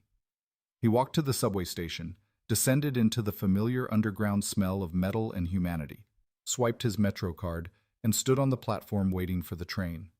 Around him, other people waited too, all of them going somewhere. All of them carrying their own folders full of possibilities or failures or the ordinary weight of another Monday. The train arrived and Mark boarded, finding a seat near the door. He opened the folder again and read through the contract carefully. The legal language was dense, but the core was clear. Crestline Holdings was offering him a new life. All he had to do was say yes. But Mark had learned a long time ago that nothing was ever that simple. Good things came with strings attached. Opportunities came with expectations. And he'd been let down too many times to trust that this was real without examining it from every angle. He thought about Emma. What would she say? She'd been the optimist in their relationship, the one who believed in silver linings and happy endings. Mark had been the realist, the one who planned for disasters and prepared for the worst. They'd balanced each other. Without her, Mark tilted too far toward caution, toward protecting what little they had rather than reaching for more. But Emma was gone, and Sophie needed more than caution. She needed possibility. By the time Mark reached his stop, he'd made his decision. He climbed the stairs back to street level, the rain falling harder now, soaking through his thin jacket. He didn't care. He pulled out his phone and dialed the number on Patricia's email. She answered on the second ring. Crestline Holdings, Patricia speaking. This is Mark Ellison. I was just there meeting with Mr. Hayes and Miss Kensington. Yes, Mr. Ellison. How can I help you? Tell them I accept. The job. I accept. There was a brief pause, then Patricia's voice came back warm with genuine pleasure. That's wonderful, Mr. Ellison. I'll let them know immediately. Someone from HR will be in touch about start dates and onboarding. Congratulations. Thank you. Mark ended the call and stood in the rain, water running down his face, mixing with something that might have been tears but probably wasn't. He'd done it. He'd actually done it. In 3 days, his entire life had changed. Friday morning, he'd been a janitor barely scraping by. Monday afternoon, he was the director of corporate security for a major corporation. It didn't feel real. It felt like something that happened to other people in movies or books. Not to Mark Ellison, not to the guy with the flapping boot sole and the overdue electric bill. But it was real. The folder in his hands was real. The job offer was real. The chance to give Sophie something better was real. Mark started walking toward Mrs. Patterson's apartment, his pace quickening. He needed to pick up Sophie, needed to tell her that everything was going to be okay. Better than okay. They were going to be okay. The rain kept falling, but Mark barely noticed. He was thinking about new shoes for Sophie, a better apartment with a working elevator, health insurance that would cover her next bout of pneumonia without bankrupting them. All the small, ordinary securities that other people took for granted and that Mark had spent 5 years chasing. Mrs. Patterson answered the door with flour on her hands and a smile on her face. Mark, you're soaked. Come in, come in. I can't, I'm dripping. Is Sophie ready? Sophie, your dad's here, Mrs. Patterson called over her shoulder, then lowered her voice. How did it go? I got the job. Oh, Mark, that's wonderful. Sophie appeared in the hallway, her face lighting up when she saw him. Daddy, you're all wet. I know, kiddo. Let's get home, okay? Mark took her hand, thanked Mrs. Patterson, and they headed up the stairs to their apartment. Inside, Mark dried off with a towel while Sophie chattered about the brownies they'd made and a game they'd played. He let her talk, just enjoying the sound of her voice, the normalcy of her day. When she finally wound down, Mark sat on the couch and pulled her down next to him. Remember that meeting I had today? With the important people? Yeah, with the important people. They offered me a job, a really good job. And I said yes. Sophie's eyes widened. Does that mean we're rich? Mark laughed, surprised by the question. No, sweetheart, we're not rich. But we're going to be more comfortable. I'll be home more, regular hours. And you know what else? What? We can get you those new shoes you need, and maybe some new clothes for school. Sophie threw her arms around his neck, careful of his bandaged arm. Really? Really? They sat together on the couch, Mark holding his daughter, feeling the weight of 3 days catch up with him all at once. The fear and violence of Friday, the uncertainty of the weekend, the surreal conversation in Laura Kensington's office, all of it leading to this moment, sitting in their small apartment with his daughter in his arms, knowing that tomorrow would be different from yesterday. That night, after Sophie was asleep, Mark sat at the kitchen table and read through the employment contract one more time. He signed it carefully, his handwriting shakier than usual. Tomorrow he'd scan it and email it back to Patricia. Tomorrow he'd figure out what to wear on his first day. Tomorrow he'd start learning how to be something other than what he'd been. But tonight he was just Mark Ellison, single father, former Marine, accidental hero. Tomorrow he'd be director of corporate security. But tonight, he was exactly who he'd always been. He checked on Sophie one more time before bed, standing in her doorway and watching her sleep the way he did every night. She was sprawled across her twin mattress, one arm hanging off the edge, her stuffed rabbit tucked under her chin. 8 years old and already so independent, already learning to take care of herself because that's what she'd had to do. Not anymore, Mark thought. Not anymore. He closed her door softly and went to his own room, lying in the darkness and listening to the familiar sounds of their building. Pipes groaning. The couple next door's television.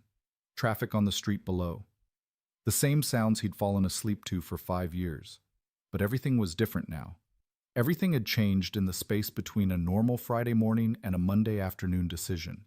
Mark had stepped forward when he could have stayed back, had chosen the harder right over the easier wrong, and somehow, impossibly, it had led to this. A second chance, a new beginning. A way forward that didn't involve constantly scrambling just to stay afloat. Mark closed his eyes, and for the first time in longer than he could remember, he felt something like hope.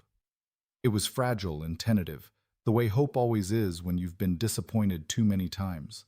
But it was there, real, possible. Tomorrow he'd start figuring out what came next. Tonight, he just let himself feel grateful. For Sophie, for Laura Kensington's decision to stop at a bank on Friday morning, for his own instincts that had pushed him forward when every logical thought said to stay hidden, for all the random chaos that had somehow added up to this moment. Mark fell asleep with the employment contract on his nightstand, his daughter safe in the next room, and the rain still falling softly outside. The storm would pass, the sun would rise, and Mark Ellison would wake up to a world that looked different than it had just 3 days ago. Better. Not perfect, but better. And for now, that was more than enough. Tuesday morning began with an email from Patricia containing enough attachments to make Mark's phone screen blur with file names.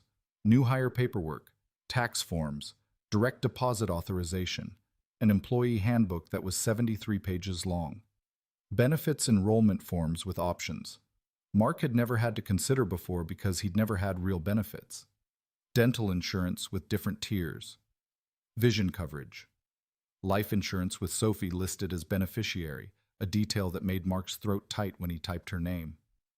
He sat at the kitchen table with his second cup of coffee, Sophie already dressed for school and watching morning cartoons, clicking through documents on his phone and trying to absorb information that felt like it belonged to someone else's life. There was a section about professional development opportunities, another about tuition reimbursement for continuing education, a whole paragraph explaining the company's 401k matching program, which Mark read 3 times before he understood that Crestline would literally give him free money just for saving for retirement. His start date was Monday, 6 days away. 6 days to wrap up his old life and prepare for the new one. 6 days to figure out how to be the kind of person who worked in a glass tower instead of cleaning it. Mark replied to Patricia's email confirming he'd received everything, then opened a new message to Diane Peterson. He'd been putting this off since accepting the job, some petty part of him wanting to savor the moment of telling his former supervisor exactly where she could stick her termination paperwork. But that wasn't who Mark was, so he kept it professional, brief. He thanked her for the opportunity to work at Morrison Janitorial, explained that he'd accepted another position, and offered to return his uniform and building access keys at her convenience. Her response came back in less than 5 minutes. Good luck in your future endeavors. 6 words. No acknowledgement of the 3 years Mark had worked there, never missing a shift until Friday. No curiosity about where he was going or why. Just 6 words and a corporate door closing with a bureaucratic click. Mark deleted the email and felt nothing. That part of his life was over. Done. He was moving forward now, into territory that was both terrifying and thrilling in equal measure. Wednesday, Mark took Sophie shopping for new shoes. They went to the discount store because habits die hard, and Mark couldn't quite bring himself to pay full price, even though the signing bonus had already hit his account. $20,000 that looked surreal sitting there in his checking balance. Sophie picked out sneakers with purple laces and lights that blinked when she walked. She wore them out of the store, her old shoes left behind in the box, and spent the entire bus ride home stomping her feet to watch the lights flash. "Everyone at school is going to be so jealous," she said, her face glowing with the particular joy that came from having something new and desirable. Mark watched her and felt the weight of 5 years lift slightly. How many times had he told Sophie they couldn't afford new shoes yet, that the old ones still had some wear left? How many times had she accepted it without complaint because she'd learned too young that complaining didn't change reality? Now, watching her delight in something as simple as sneakers with lights, Mark understood exactly why he'd accepted Laura Kensington's offer. Not for himself. For this. For the ability to give his daughter normal childhood pleasures without calculating the cost against their electric bill. Thursday morning, Mark received a call from Richard Hayes. "Just checking in," Hayes said, his voice friendly but businesslike. "Making sure you have everything you need before Monday." "I think so. Still working through all the paperwork. Don't worry about understanding everything right now. You'll have a full orientation on Monday. It will set you up with a computer and email. HR will walk you through benefits in detail. Your team will be there to meet you at 10. Hayes paused. "I wanted to give you a heads up about something. The bank robbery made the local news, and while they didn't release your name, some reporters have been digging. It's possible your identity might come out. I wanted you to be prepared for that possibility." Mark's stomach dropped. "I don't want to be in the news." "I understand.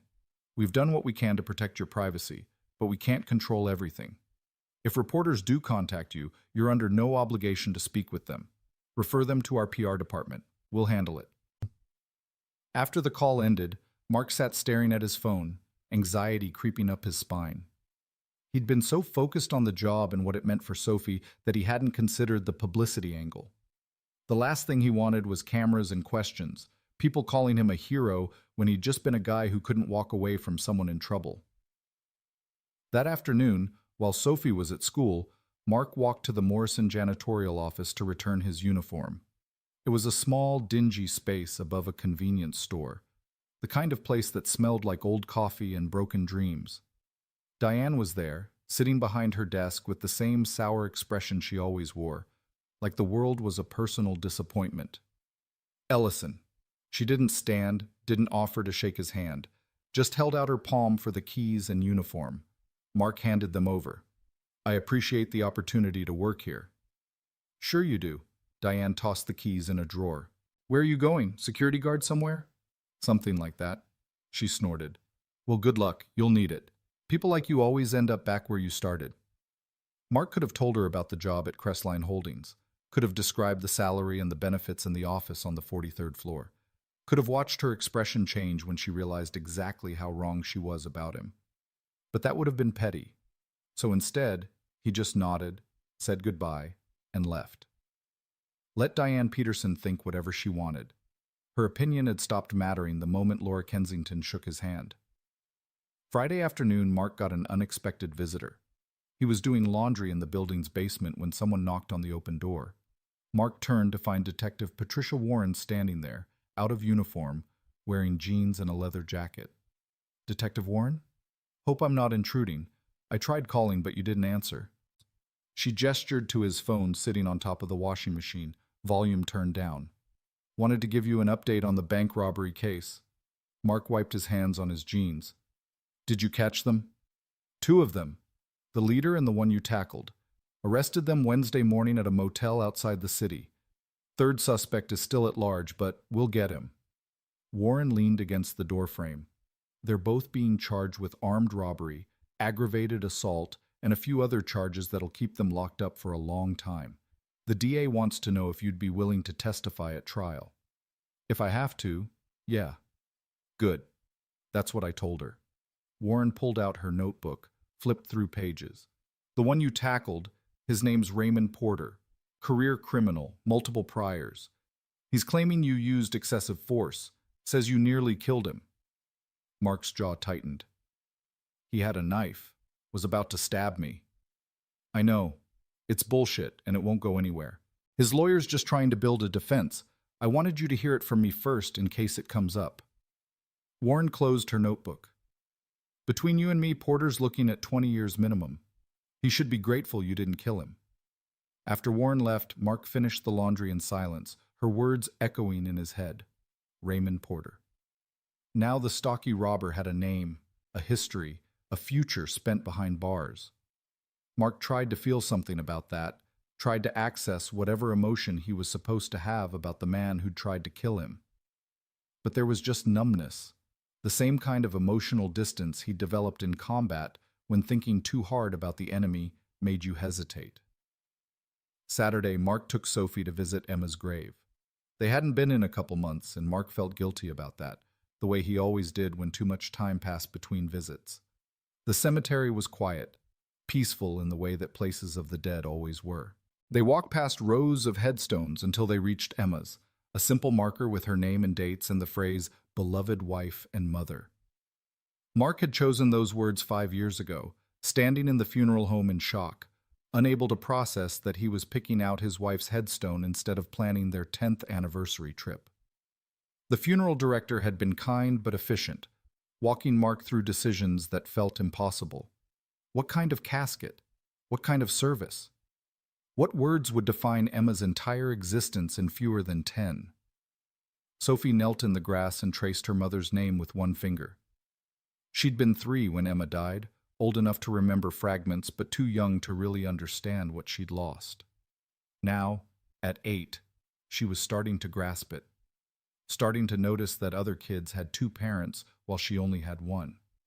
Starting to ask questions about her mother that Mark did his best to answer, even though every question was a knife in his chest. Mom would be proud of you, Sophie said quietly, for saving that lady. Mark knelt beside his daughter. Your mom would be proud of you, for being brave and kind and smart. Do you think she can see us? From heaven? I don't know, sweetheart. I hope so. They sat together in the grass for a long time, not talking, just being. Mark told Emma about the job, about the changes coming, about how scared he was to mess it all up. He didn't believe in ghosts or signs from beyond, but talking to Emma's headstone was a habit he couldn't break. It helped sometimes, pretending she could hear him, pretending he wasn't navigating this alone. On the way home, Sophie was quiet, her hand small in Mark's as they walked to the bus stop. Finally, she said, Daddy, are we going to move to a new apartment? Maybe eventually. Would you want to? I like our apartment, but the elevator's always broken, and sometimes I hear the neighbors fighting and it scares me. Mark's heart clenched. He'd known the building wasn't ideal, but he'd thought Sophie was okay with it. Apparently, she'd just been doing what she always did, accepting circumstances because that's what kids learned to do when their parents were doing their best and their best barely covered the basics. We'll find somewhere better, Mark promised. Somewhere with a working elevator and quiet neighbors, and maybe a park nearby. Would you like that? Sophie nodded, and they didn't talk about it again.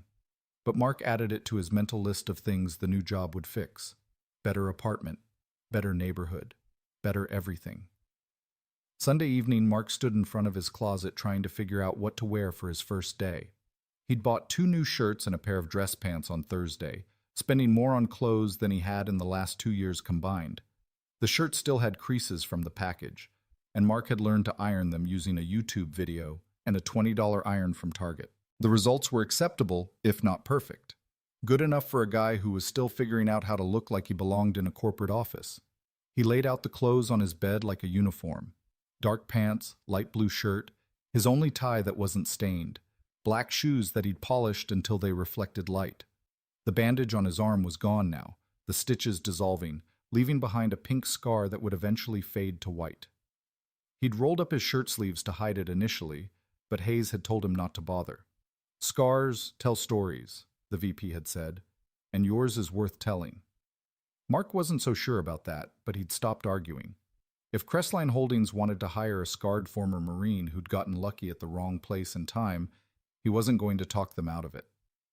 Sophie appeared in his doorway, already in her pajamas, her damp hair from the bath making dark patches on her shirt. You look nervous. I am nervous. But you were a Marine. Marines aren't scared of anything. Mark smiled despite himself. Marines get scared all the time, kiddo.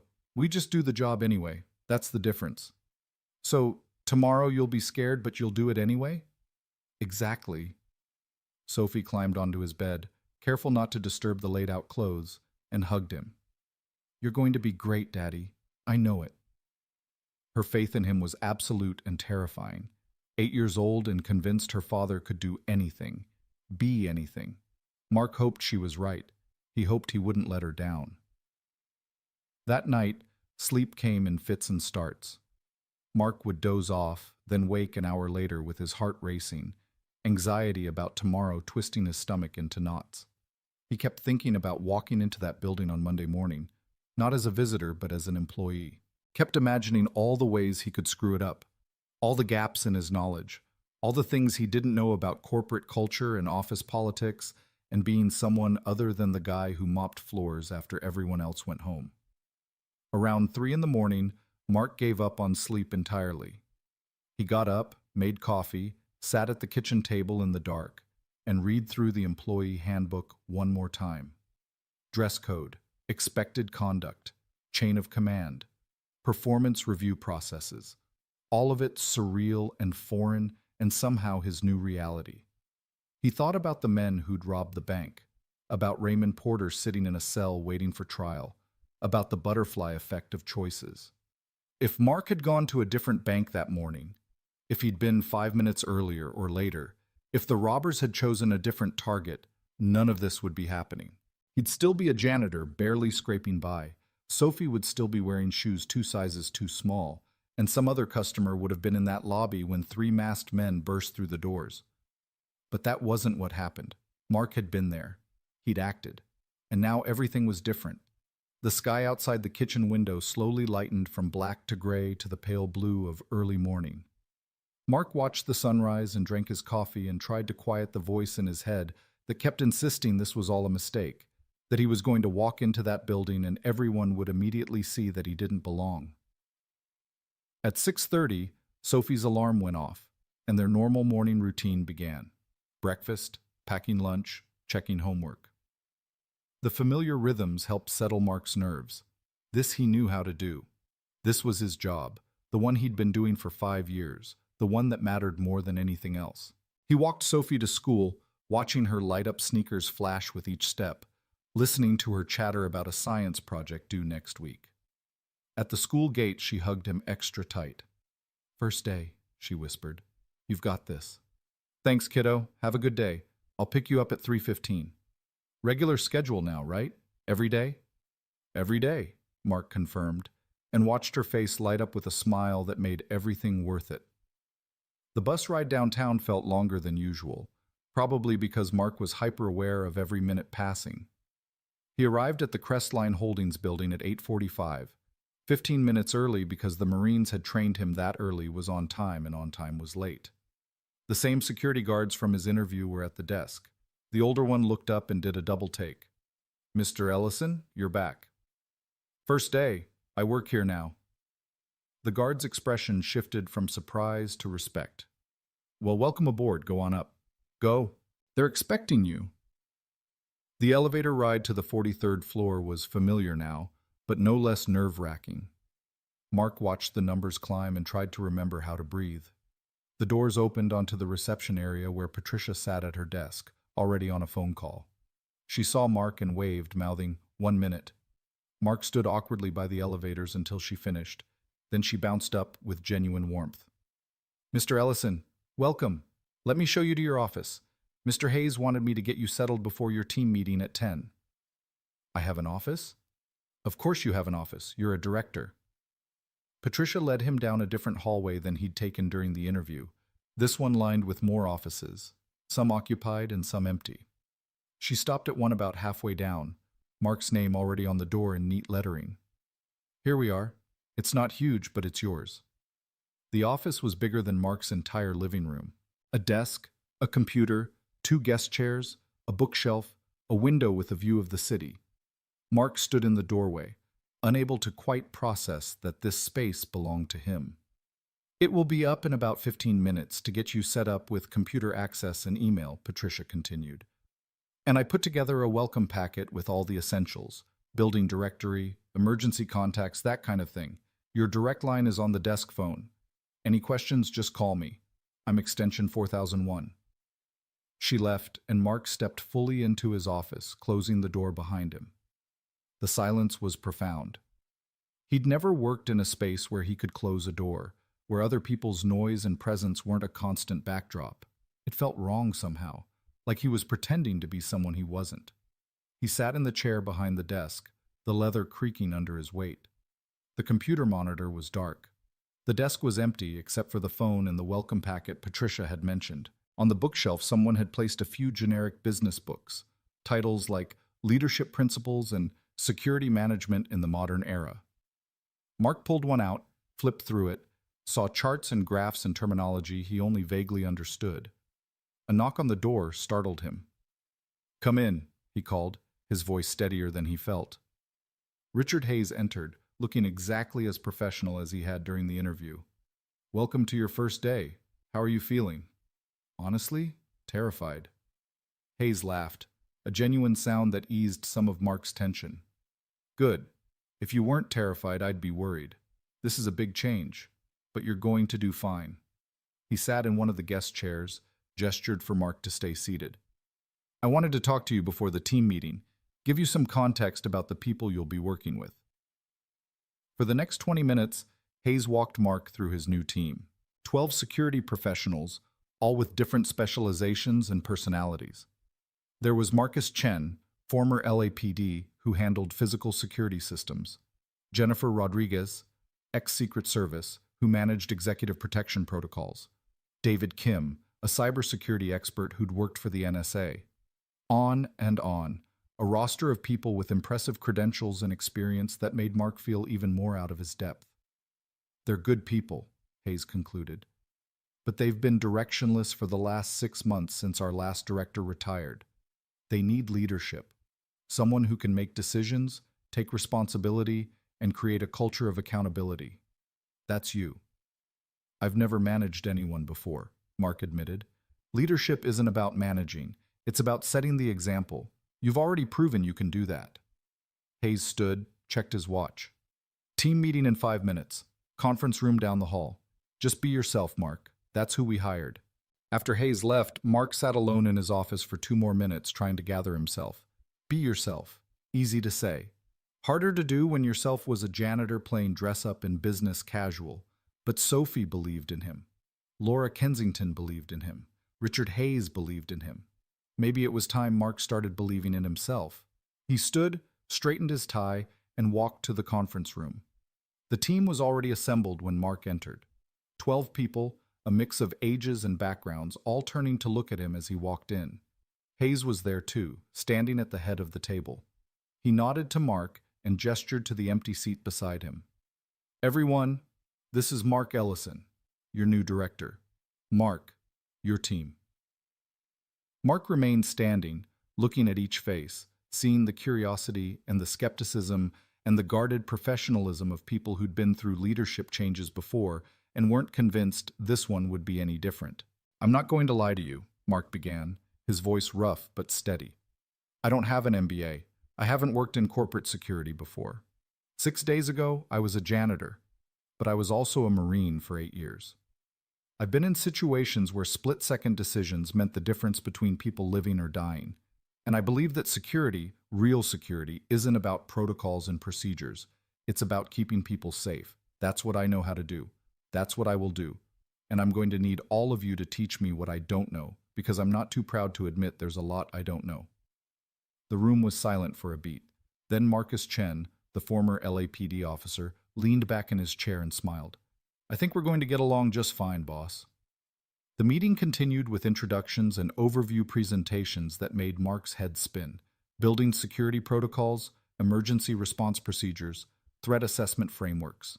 Marcus and Jennifer and David and 9 others walked him through their specific areas of responsibility. And Mark listened and took notes and asked questions when things didn't make sense. By noon, his brain felt like it had been through a blender, but he also felt something else, a sense of possibility. These weren't just employees.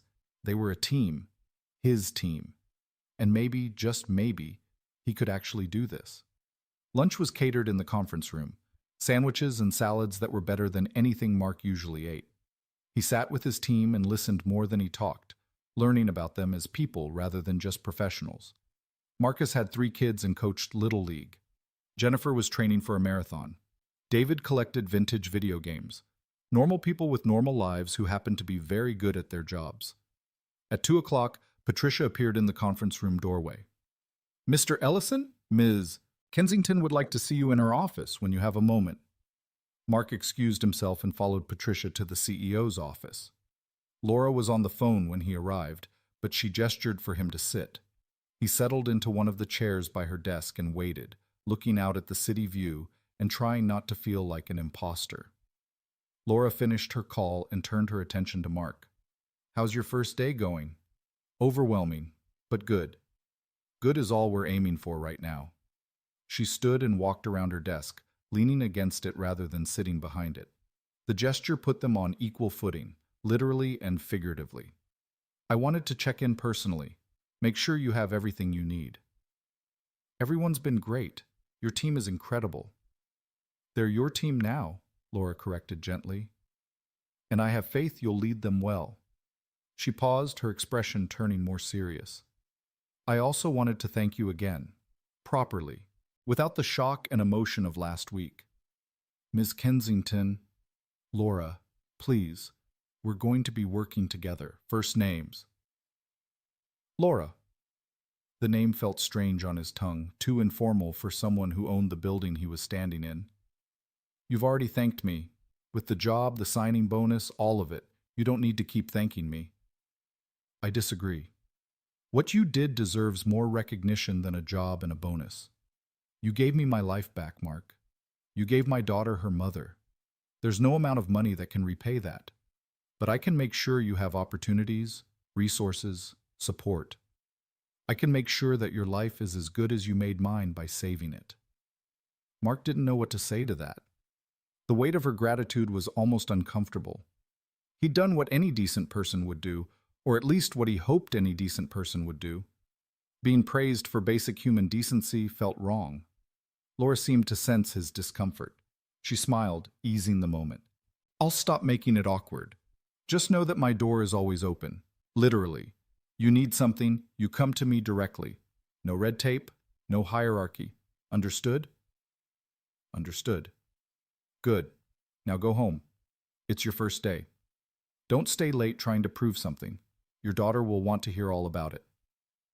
Mark left Laura's office and returned to his own, gathering the welcome packet and the stack of documents he'd accumulated throughout the day. At 3 o'clock, he left the building, descended to street level, and started the commute to Sophie's school. The subway was crowded with other workers heading home or to second jobs, and Mark stood holding the overhead rail, swaying with the motion of the train, thinking about how different this felt from his old commute.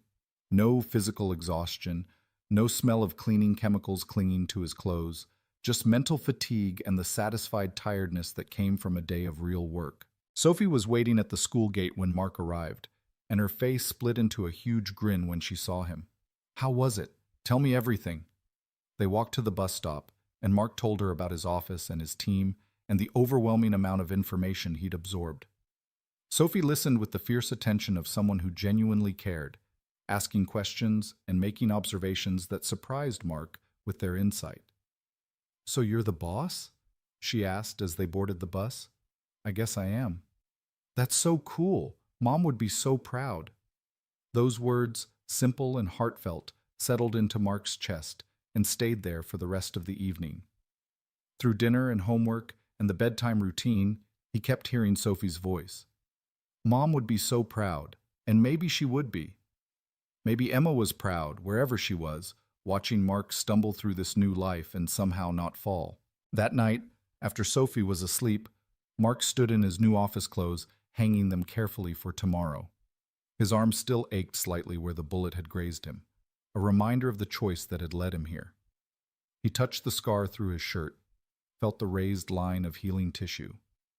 One moment, one decision, and everything had changed.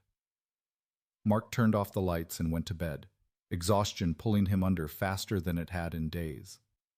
Tomorrow would bring new challenges, new learning curves, new moments of feeling like he didn't belong. But tonight, he'd survived his first day.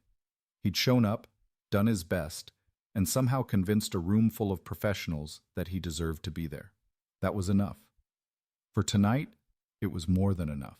The weeks that followed Mark's first day blurred together in a cascade of learning curves and small victories. Each morning he'd drop Sophie at school, watch her light up sneakers flash as she ran toward the building, then take the subway downtown to the glass tower that still didn't quite feel like a place where he belonged. But slowly, incrementally, the foreignness began to fade. His team stopped treating him like an unknown quantity and started treating him like their director. He learned the rhythm of corporate life, the unspoken rules about when to email versus when to call, how to read a room during meetings, when to defer to expertise, and when to make the hard call himself. Marcus Chen became an unexpected ally, the kind of colleague who'd stop by Mark's office at the end of the day with a beer hidden in a paper bag and talk through whatever challenge Mark was wrestling with. Jennifer Rodriguez taught him how to read security reports efficiently, how to spot the critical details buried in pages of technical jargon.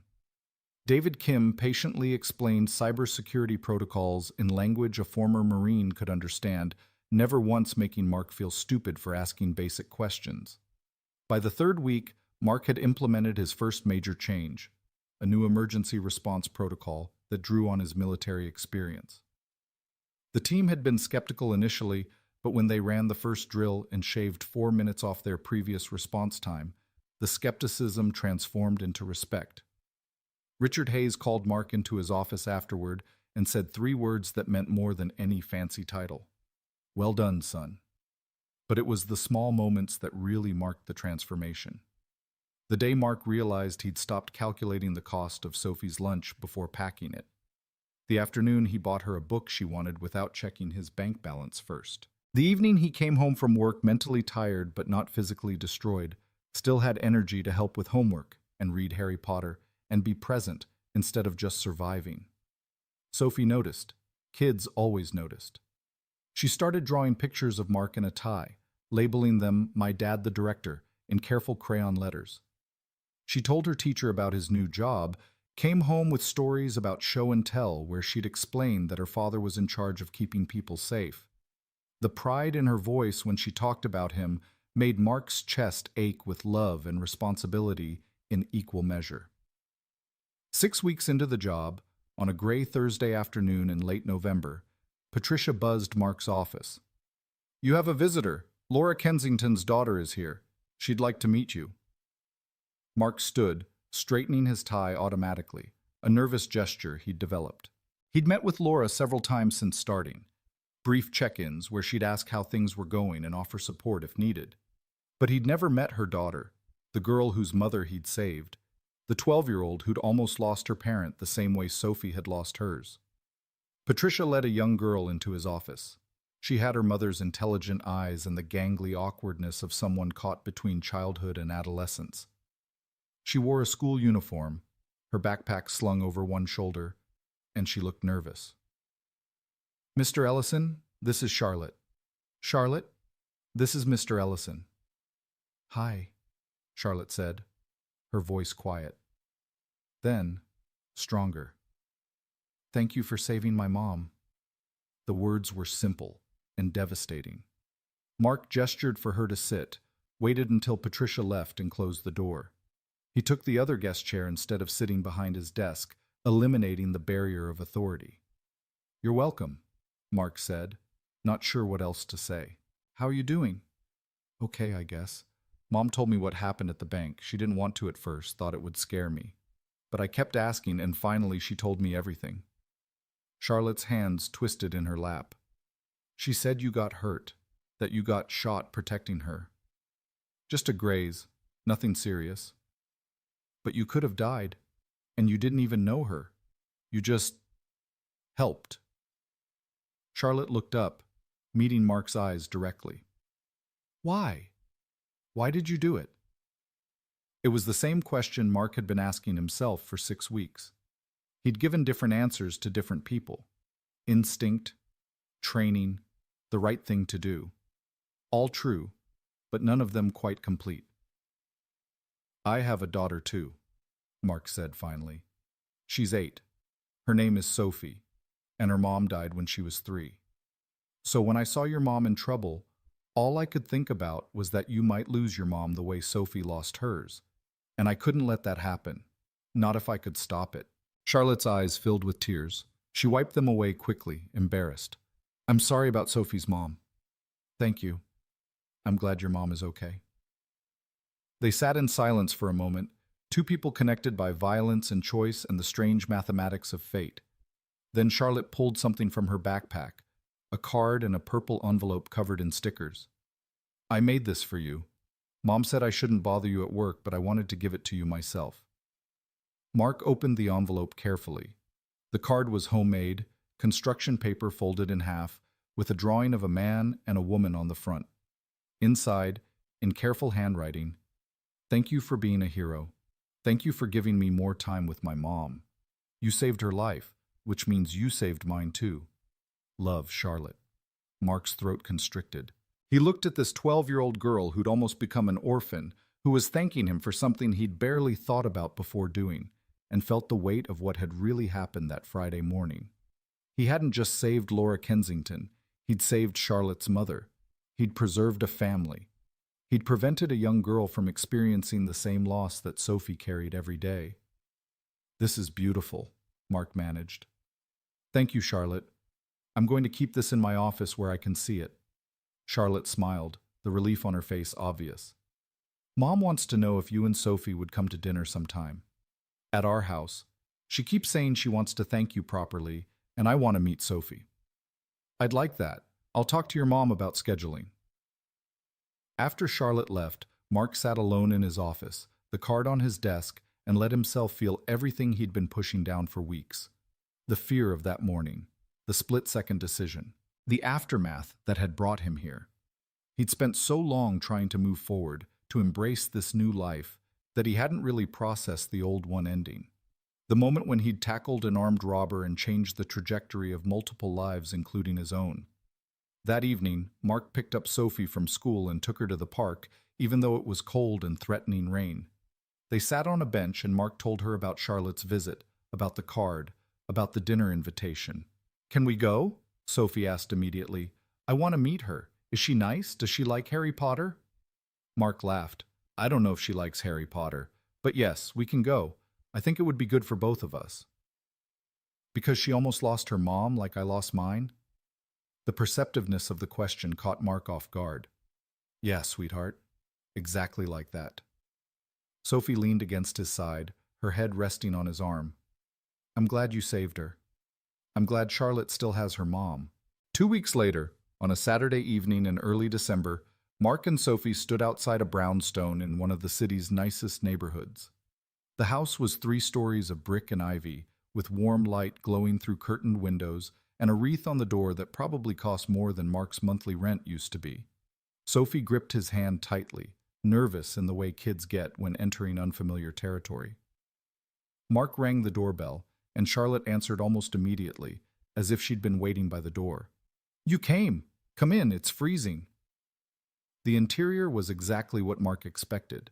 Tasteful furniture, original artwork, hardwood floors that gleamed, but it was also lived in, comfortable. Books stacked on tables, a backpack dumped by the stairs, family photos covering the walls. A home, not just a showplace. Laura appeared from the kitchen wearing jeans and a sweater, her hair down and casual. She looked different outside the office, more relaxed, more real. Mark, Sophie, welcome. Thank you for coming. Dinner was surprisingly easy. Laura had ordered pizza because Charlotte had insisted, saying that fancy food would make everyone uncomfortable. They ate at the kitchen table, Charlotte and Sophie hitting it off immediately over a shared love of books and science. Mark and Laura talked about work and kids and the strange paths life took. There was no awkwardness, no sense of obligation or debt hanging over the evening. Just 2 single parents sharing a meal with their daughters, connected by circumstance but choosing to be connected by something more. After dinner, the girls disappeared upstairs to Charlotte's room, leaving Mark and Laura alone with coffee and the comfortable silence of people who'd been through something together. She talks about you, Laura said, cradling her mug. Charlotte. She asks about you, wants to know how you're doing, if Sophie's okay. I think meeting you helped her process what happened. Made it real, but also survivable. Sophie's the same with you. Asks if you're safe, if you're happy. She worries. Mark paused. She worries because she knows what it's like to lose a parent. And she knows how close you came. I think about that day constantly, Laura admitted. Not the fear, though, that comes sometimes, but the randomness of it. How a decision to stop at the bank could have ended my life. How you being there, at that exact moment, saved it. The odds of all those variables aligning are astronomical.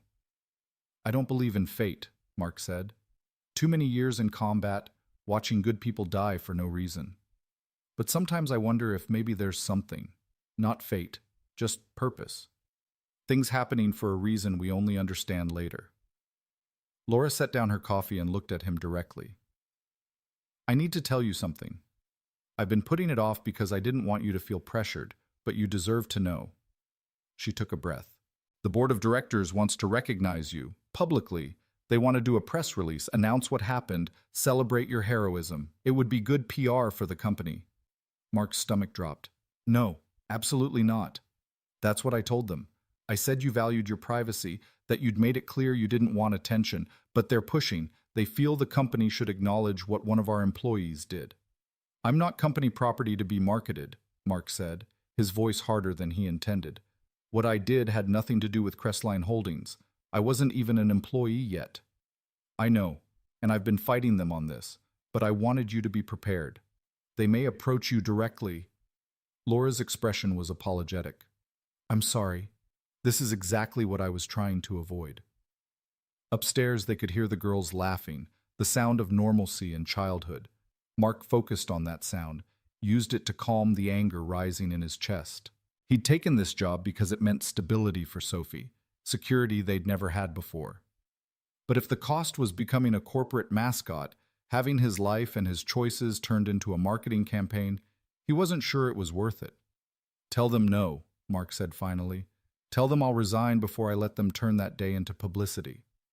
You don't have to resign. I'll handle the board. Laura's voice was firm, decisive, the CEO voice. This is my company, and I won't let them exploit you. You have my word. The evening ended with Sophie and Charlotte exchanging phone numbers and promises to hang out again. Mark thanked Laura for dinner, and she thanked him for coming, and they both understood they were thanking each other for much more than food and company.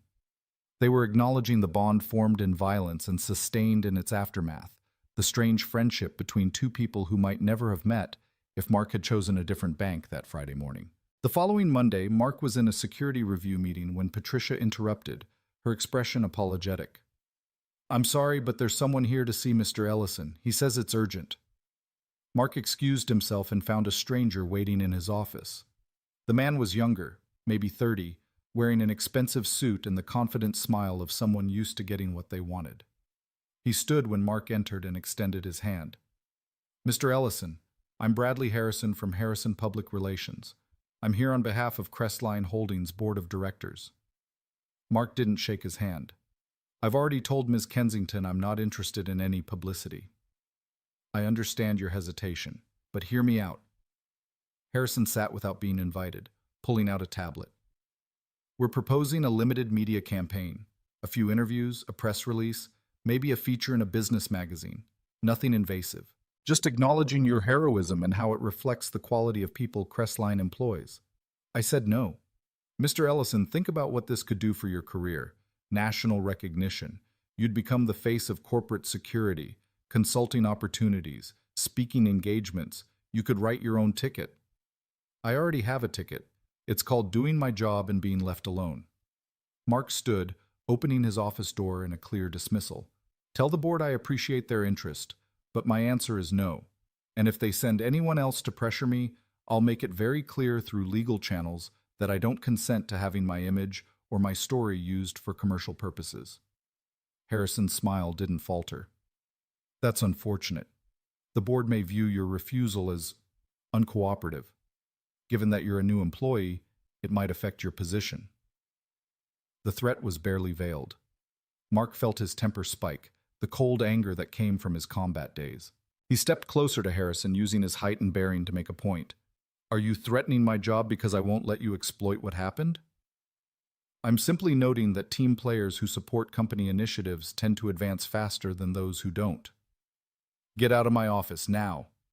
Harrison left, still smiling, and Mark immediately called Laura's direct line. She answered on the first ring. What happened? Patricia said there was a PR person in your office. Your board sent someone to pressure me into doing publicity. When I refused, he threatened my job. The silence on the other end was arctic. When Laura spoke again, her voice was deadly calm. His name? Bradley Harrison. I'll handle this. Don't worry about your job, Mark. It's secure, but I need to make some calls. Laura hung up and Mark sat at his desk, hands shaking with adrenaline. He'd known the job was too good to be true, known there had to be strings attached, but he'd hoped Laura's protection would be enough. Now he wasn't sure. 20 minutes later, Richard Hayes appeared at Mark's door. Laura wants to see you. Conference room on 45. Mark followed Hayes to an elevator that required a special key card, ascending to the top floor where the board of directors met. The conference room was massive, with a table that could seat 30 people and windows on 3 sides. Laura was there with 3 men in suits, board members whose photos Mark had seen in the lobby. One of them, the oldest with silver hair and a sour expression, was mid-sentence when Mark entered. Simply unreasonable to expect an employee to refuse a reasonable request from... He's not refusing a reasonable request, Laura cut him off. He's refusing to be exploited. There's a difference. She saw Mark and gestured to the seat beside her. Mark, thank you for coming. This is the executive committee of our board. Gentlemen, this is Mark Ellison. The silver-haired man didn't offer to shake hands. Mr. Ellison, I'm James Patterson, board chairman. We need to discuss your unwillingness to participate in company initiatives. Mark looked at Laura, who gave a slight nod. Permission to speak freely. With respect, Mr. Patterson, I was hired to oversee corporate security, not to be a marketing tool. What happened at the bank was personal. It had nothing to do with this company. You're an employee of Crestline Holdings. What you do reflects on us. I wasn't an employee when it happened. I was a customer. And the woman I saved was your CEO, who's made it very clear she doesn't want this publicized either. Mark kept his voice steady, professional. I'm good at my job. My team's performance metrics have improved 20% since I started. I've implemented new protocols that have already prevented 2 security breaches. I'm giving you exactly what you hired me for. But I won't give you my story, that's not for sale. Another board member, younger than Patterson, leaned forward. What if we made it worth your while? A bonus, additional compensation. Not interested. Everyone has a price, Mr. Ellison. Mine is higher than you can pay. Mark stood. If this is a condition of my employment, then I'll resign. But I won't be bought. Not by you, not by anyone. Laura stood as well. Mark isn't resigning because the board is going to drop this ridiculous publicity campaign and let him do the job we hired him to do. She looked directly at Patterson. I've already explained that I support Mark's position fully.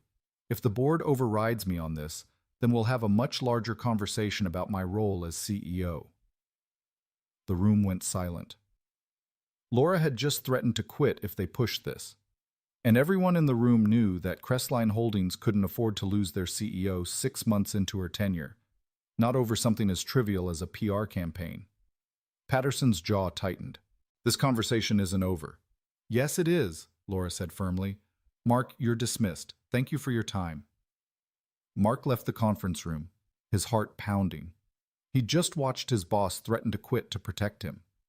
The weight of that, the sheer magnitude of what Laura had just risked, made his head spin.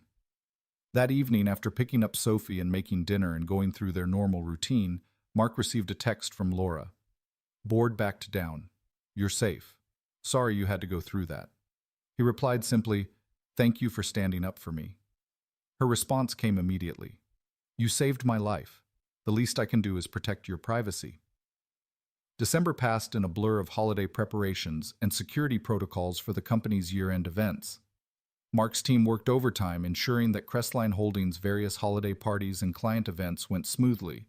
He was in the office late most evenings, but Sophie understood. She was proud of her father's important job, even if it meant less time together temporarily. On Christmas Eve, Mark took Sophie to visit Emma's grave. They left flowers and told her about the year's changes, about the new job and the new apartment they'd moved into just last week. 2 bedrooms with a working elevator and quiet neighbors, exactly what Mark had promised. Sophie's room had a window that overlooked a small park, and she decorated it with posters and books and all the things 8-year-olds loved. "Do you think Mom knows?" Sophie asked, her breath fogging in the cold air. "About how much better things are?" "I think if she's watching, she's happy for us," Mark said, "and proud of you for being so strong." Christmas morning, Mark woke to find Sophie already up, sitting by the modest tree they'd decorated together. He'd bought her real presents this year: books and art supplies and a new winter coat that wasn't from a thrift store. She opened each gift with the kind of wonder that made everything Mark had been through worth it. "This is the best Christmas ever," Sophie declared, hugging a stuffed dragon she'd asked for. "Even better than when Mom was here." The words were innocent, but they hit Mark like a truck. Sophie didn't mean it cruelly. She was just 8, living in the present, comparing this abundant Christmas to the lean years that had come before. But it reminded Mark that Sophie's memories of Emma were fading, being replaced by new experiences that Emma wasn't part of. It was natural. It was healthy. It was also heartbreaking. "Mom would have loved seeing you this happy," Mark said, pulling Sophie close. That's all she ever wanted. New Year's came and went. Mark spent it with Sophie, watching the countdown on TV and eating popcorn, both of them asleep before midnight.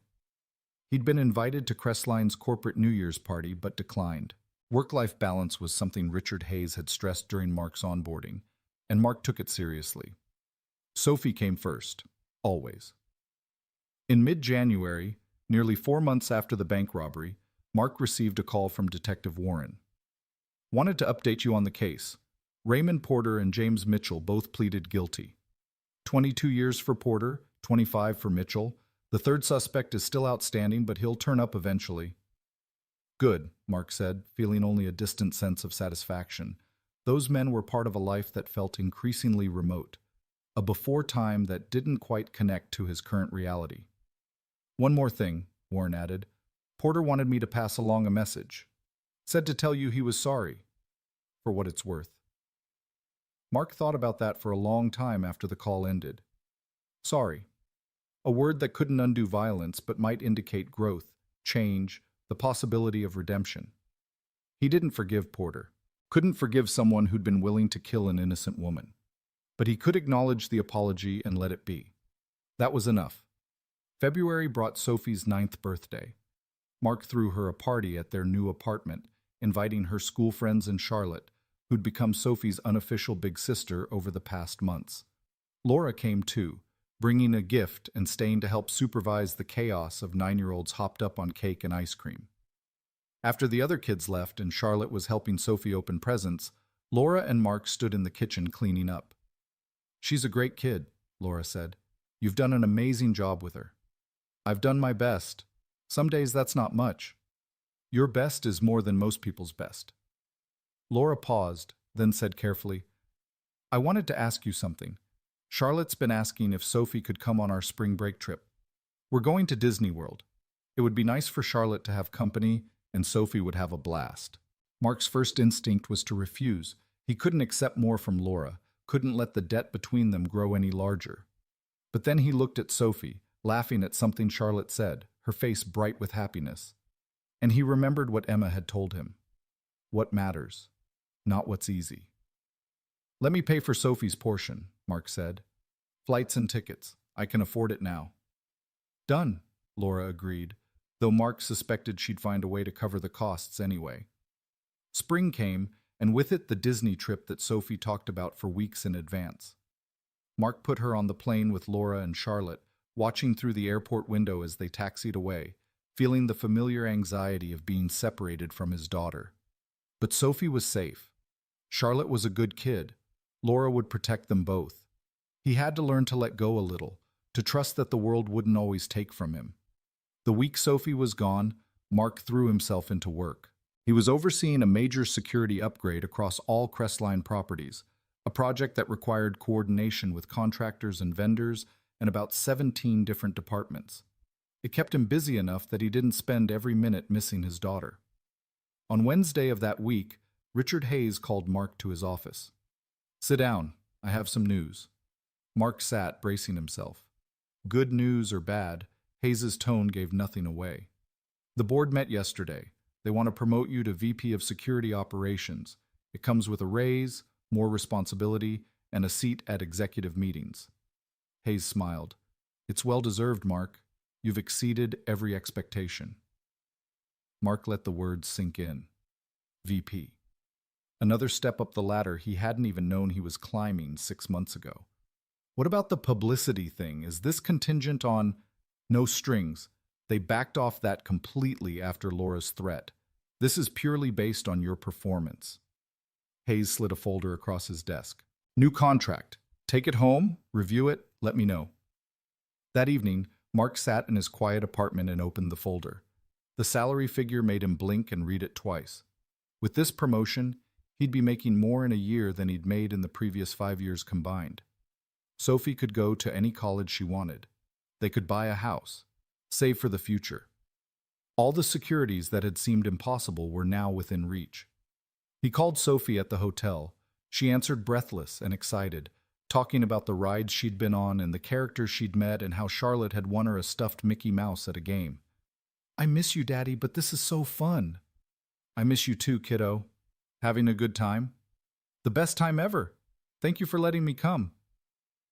After they hung up, Mark sat holding his phone and feeling the strange duality of his life. 6 months ago, he couldn't afford new shoes for his daughter. Now she was at Disney World while he reviewed a contract that would make them financially secure. The transformation was so complete, so total, that sometimes Mark had to remind himself it was real. He thought about that Friday morning in October, the 3 men with guns, the woman in the navy suit, the split-second decision that had changed everything. If he'd stayed behind that column, if he'd calculated the odds and chosen survival over intervention, if he'd been anyone other than who he was, a man who couldn't walk away from someone in trouble. But he had intervened. He had saved Laura. And in doing so, he'd saved himself and Sophie too. Not from physical danger, but from the slow, grinding poverty that eroded dignity and hope. He'd given them both a future that looked nothing like the past. Sophie came home from Disney World with a suitcase full of souvenirs and stories that lasted for days. She made Mark watch the videos Charlotte had taken, showed him pictures of herself with princesses and on roller coasters, her face glowing with joy in every frame. This was what childhood should look like, Mark thought. Not worrying about money or food or whether your dad would come home from his night shift. Just magic and wonder and the certainty that you were loved. In April, Mark accepted the VP promotion. There was a small ceremony in the main conference room, the executive team gathering to congratulate him, Laura shaking his hand and saying quietly, "You've earned this, every bit of it." That evening, Mark took Sophie out to dinner at a nice restaurant, the kind of place they never could have afforded before.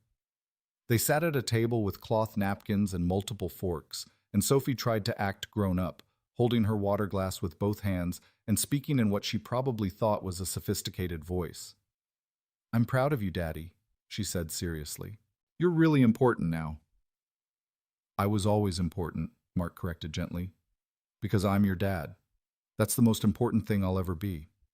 But now you're important to other people too, that's different." She was right, of course. His role had expanded beyond just father. He was a leader now, someone people depended on, someone who made decisions that affected lives. It was heavy sometimes, that responsibility, but it was also fulfilling in ways his old job never had been. May came, and with it the anniversary of Emma's death. 5 years. Half a decade since Mark had become a single father, since his world had narrowed to survival, and Sophie and the grinding work of getting through each day. He took the day off, something he never could have done at Morrison Janitorial, and spent it with Sophie at the cemetery. They brought flowers, told Emma about their year, about all the changes and improvements. Sophie talked to her mother's headstone with the ease of a child who'd done this many times, updating Emma on school and friends and the upcoming summer vacation. Mark mostly listened, adding details here and there, feeling the familiar ache of loss that never quite went away. "Mom would like our new apartment," Sophie said confidently. "It has a dishwasher. You always said she wanted a dishwasher." "She would love it," Mark agreed. "She'd love seeing you so happy." On the drive home, Sophie was quiet, processing. Finally, she said, "Do you think you'll ever get married again? To someone like Miss Kensington?" Mark nearly drove off the road. "What? Where did that come from?" "Charlotte says her mom likes you. Not like, but she respects you. And you're both single parents. It makes sense." "Sophie, Laura is my boss, that's all. We're friends because of what happened, but that's it." "Okay," Sophie said, clearly unconvinced. "But if you did like someone, I wouldn't mind. I want you to be happy too." The conversation stuck with Mark for days. He hadn't thought about dating since Emma died, hadn't had the time or energy or desire. His whole life had been Sophie and work and survival. But now, with stability and security, the possibility existed. Not with Laura, obviously. That would be inappropriate on about 17 different levels. But maybe eventually, with someone. The thought was strange and uncomfortable and not entirely unwelcome. Summer arrived, and with it Sophie's school break. Mark arranged his schedule to have more flexible hours, working from home 2 days a week so he could spend time with Sophie. They went to the park, visited museums, took a weekend trip to the beach. Normal family activities that Mark had once thought were reserved for people with more money and less struggle. In July, nearly 9 months after the bank robbery, Mark's team successfully prevented a serious security breach at one of Crestline's data centers. A former employee had attempted to access the building after hours, and Mark's new protocols caught it immediately. The response was textbook perfect, the individual apprehended before any damage could be done. Laura called Mark into her office the next day to congratulate him personally. "This is exactly why we hired you," she said. "You think like someone who's been in actual danger. You understand that security isn't theoretical. It's life and death." "Just doing my job," Mark said, the automatic response. "Stop," Laura said, not unkindly. "You always do that. Minimize your contributions. Take credit when you've earned it, Mark. It's okay to be proud of what you've accomplished." Her words stayed with him as he returned to his office. Was he proud? He'd spent so long just trying to survive that pride felt like a luxury he couldn't afford. But maybe it was time to acknowledge that he'd done more than survive. He'd thrived. He'd taken an impossible situation and turned it into something good. He'd given Sophie a better life. He'd built a career. He'd proven that one moment of courage could ripple forward into a completely different future. In August, Charlotte started high school and Sophie started 4th grade. The two girls stayed close despite the age gap, Charlotte taking her big sister role seriously, Sophie looking up to her with obvious admiration. Laura and Mark fell into an easy friendship, grabbing coffee occasionally when their schedules aligned, talking about their daughters and the challenges of single parenthood. It was during one of these coffee meetings that Laura said, "I've been thinking about that day. The bank. And I realized something. You didn't just save my life. You saved who I am. If I'd died, Charlotte would have grown up without a mother. She would have been shaped by that loss the way Sophie was shaped by losing Emma. You prevented that. You gave Charlotte the chance to grow up whole." Mark didn't know what to say. The weight of what Laura was describing was enormous, the butterfly effect of his choice extending further than he'd fully comprehended.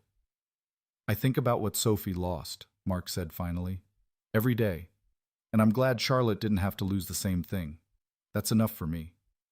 September came, marking 1 year since the robbery. Mark woke that Friday morning, dropped Sophie at school, and took the subway downtown the same way he'd done hundreds of times now. But today, he detoured past Crestline Bank, the scene of the event that had changed everything. The building looked normal, mundane. People went in and out conducting ordinary business. There was no plaque or marker indicating that violence had occurred there. Just another bank on another street in a city full of both. Mark stood outside for a few minutes, remembering. The fear, the gunfire, the choice. Then he turned and walked to work, leaving the memory behind but carrying its consequences forward. That evening, Laura called. I know what today is. How are you doing? Fine. It feels like it happened to someone else now. I know what you mean. Sometimes I wonder if I dreamed it. Laura paused. Listen, I wanted to do something to mark the anniversary. Nothing public, just a small dinner. You, me, the girls. Charlotte wants to celebrate that we're all here, all okay. Would you come? Yeah, Mark said. We'd like that. The dinner was at Laura's house, casual and comfortable. They ordered Chinese food and ate in the living room, the four of them sharing stories and laughter.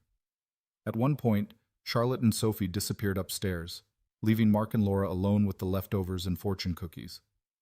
Laura cracked hers open and read, "New opportunities will present themselves soon." She smiled. Bit late for that. The opportunity already presented itself a year ago in the form of a Marine who couldn't mind his own business. I prefer couldn't walk away from someone in trouble, Mark said, opening his own fortune. Good things come to those who wait. He snorted. I think I've done enough waiting. You've done more than wait. You've built something. A life, a career, a future for Sophie. You should be proud. There was that word again. Proud. Mark turned it over in his mind, testing the weight of it.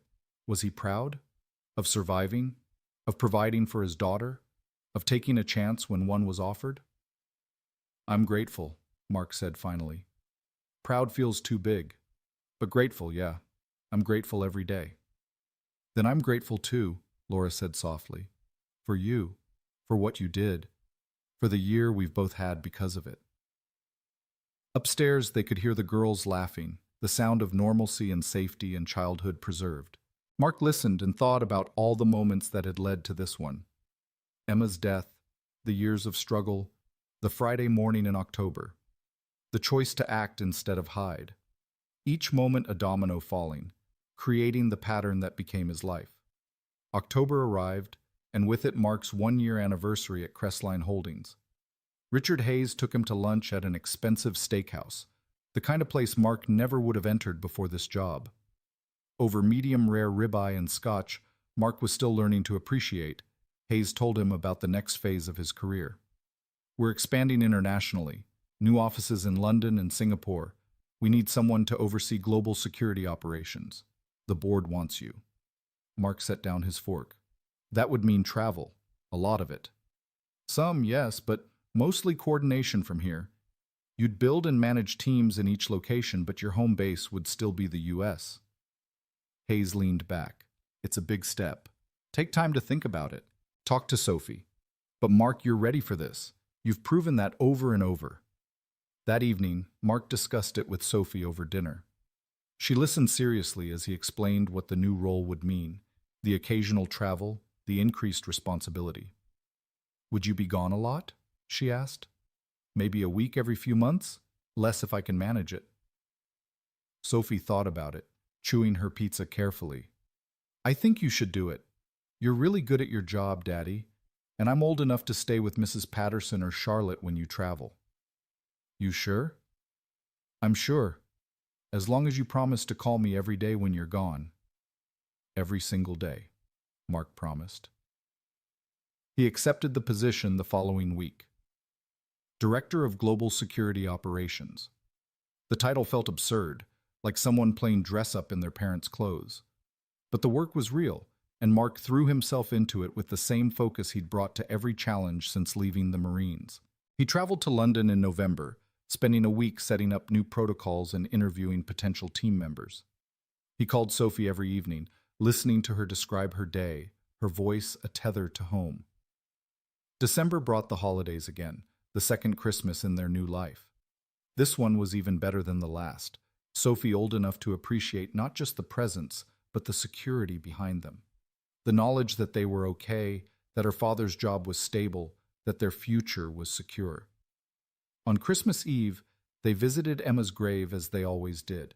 Mark told his wife about the promotion, about Sophie's progress in school, about the life they'd built on the foundation of her loss. I wish you could see her, he said quietly. She's so much like you, smart and brave and kind. You'd be so proud.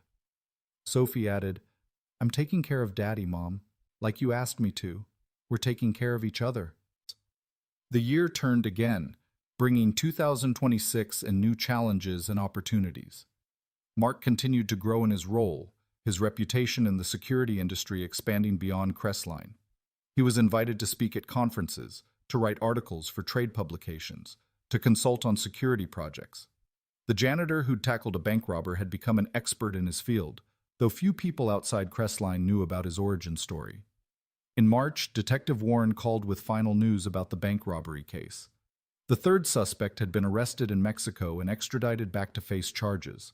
All three men were now in prison, their chapter in Mark's story finally closed. Mark thanked Warren for the update and hung up, feeling only a distant sense of closure. That part of his life was over. He'd moved on. Sophie turned 10 in February, double digits that made Mark feel ancient. She was growing up fast, already showing signs of the teenager she'd become. She had friends and interests and a confidence that Mark envied. She knew she was loved, knew she was safe, knew her father would move heaven and earth for her. That knowledge gave her a foundation Emma's death had threatened to destroy. In April, Laura was named CEO of the Year by a major business magazine. The article featured her turnaround of Crestline Holdings, the company's growth under her leadership, her vision for the future. There was a small mention of the bank robbery, carefully worded to protect Mark's privacy, noting only that an employee had prevented a tragedy and that the CEO was committed to security and safety. Mark read the article in his office and felt that familiar pride-gratitude hybrid. Laura had kept her promise. She'd protected him while still acknowledging what happened. The article didn't name him, didn't detail the event, just noted it and moved on. Perfect. That evening, Laura texted him. "Thank you for letting me mention it. I know you value your privacy." "You earned that recognition," Mark replied. "The robbery was just one day. You've done amazing things since." "We both have," she responded. Summer came again, and with it Sophie's fifth-grade year ending. She'd grown tall, almost to Mark's shoulder now, her child's face beginning to show hints of the young woman she'd become. They took a real vacation that year, flying to California to visit Emma's parents for the first time since the funeral. Sophie barely remembered them, but they embraced her with tears and love, marveling at how much she'd grown. Mark's father-in-law pulled him aside during the visit. "Emma would be so proud of you, son. Raising Sophie alone, building a career, staying strong, that's not easy." "Nothing about it has been easy," Mark admitted, "but it's been worth it." September brought another anniversary, 2 years since the robbery. Mark didn't visit the bank this time. He'd moved past needing that physical reminder. The event lived in his memory and his scar, but it didn't define him anymore. He was more than the man who'd tackled a robber. He was a father, a VP, a friend, a survivor. The robbery was part of his story, but not the whole story. October came, bringing his 2-year work anniversary at Crestline. The company threw a small celebration, his team gathering in the conference room with cake and bad jokes and genuine affection. Mark looked around at these people he'd come to know and care about, thought about how 2 years ago he'd been terrified of leading them, and felt that elusive pride Laura kept telling him he'd earned. "Speech," Marcus called out, and others joined the chant. Mark stood, uncomfortable with the attention, but willing to give them this. 2 years ago, I walked into this building convinced I didn't belong here.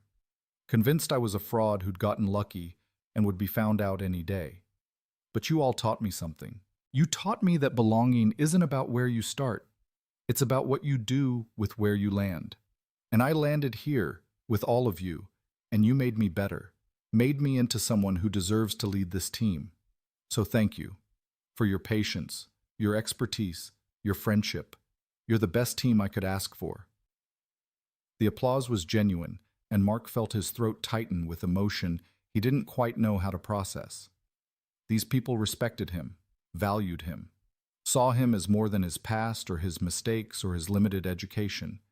They saw him as their director, their leader, their colleague. That night, Mark sat with Sophie after bedtime stories, her room dark except for her nightlight shaped like a moon.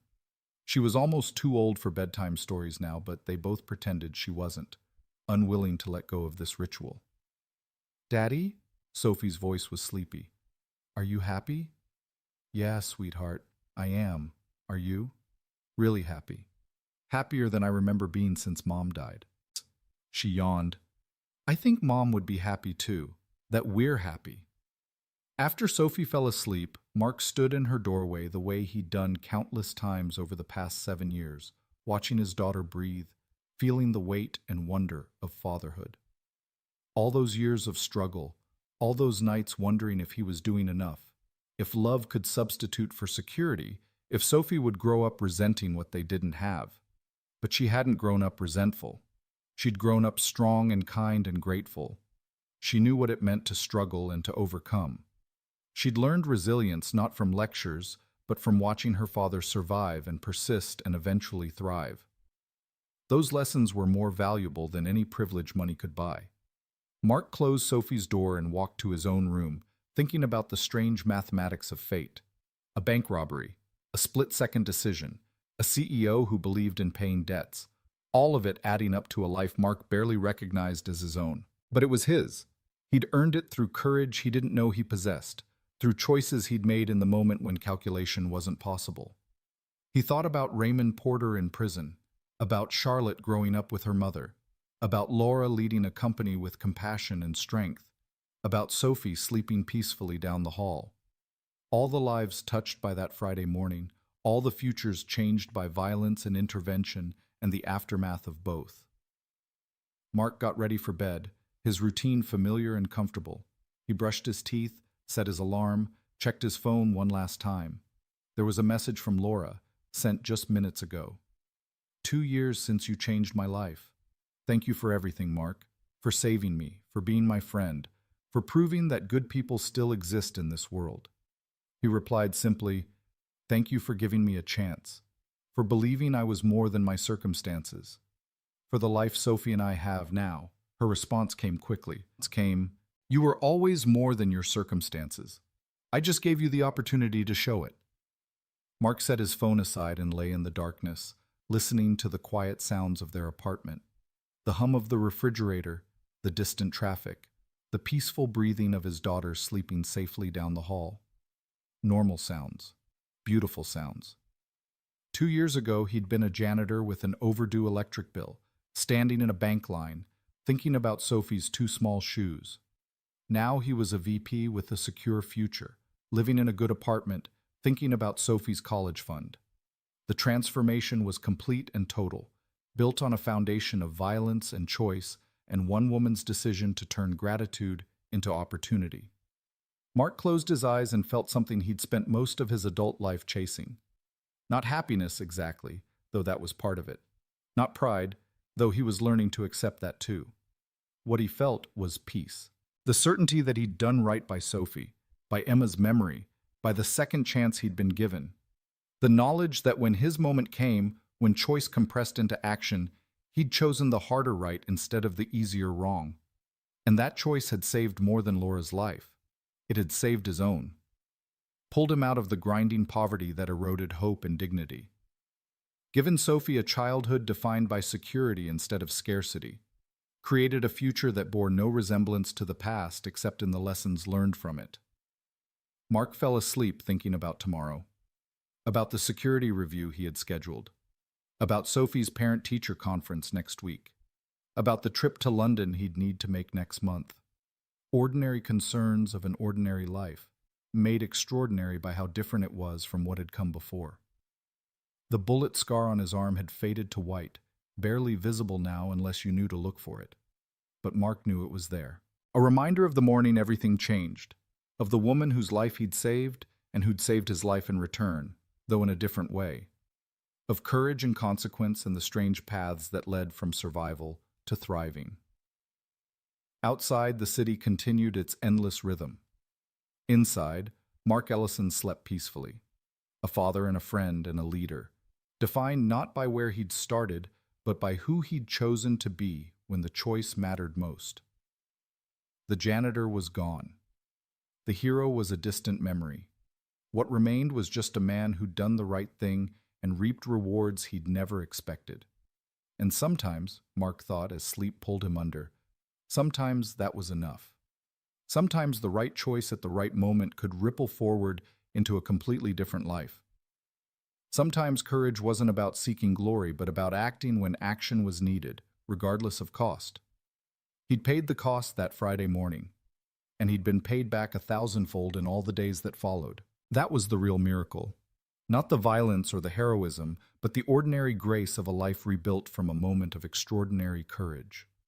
Mark's last thought before sleep claimed him completely was of Sophie's face that morning, bright with confidence and joy, waving goodbye at the school gate with her light-up sneakers flashing in the sun.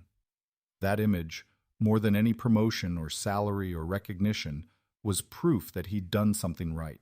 He'd saved a stranger, and in doing so, he'd saved his daughter's future and his own soul. That was legacy enough for any man.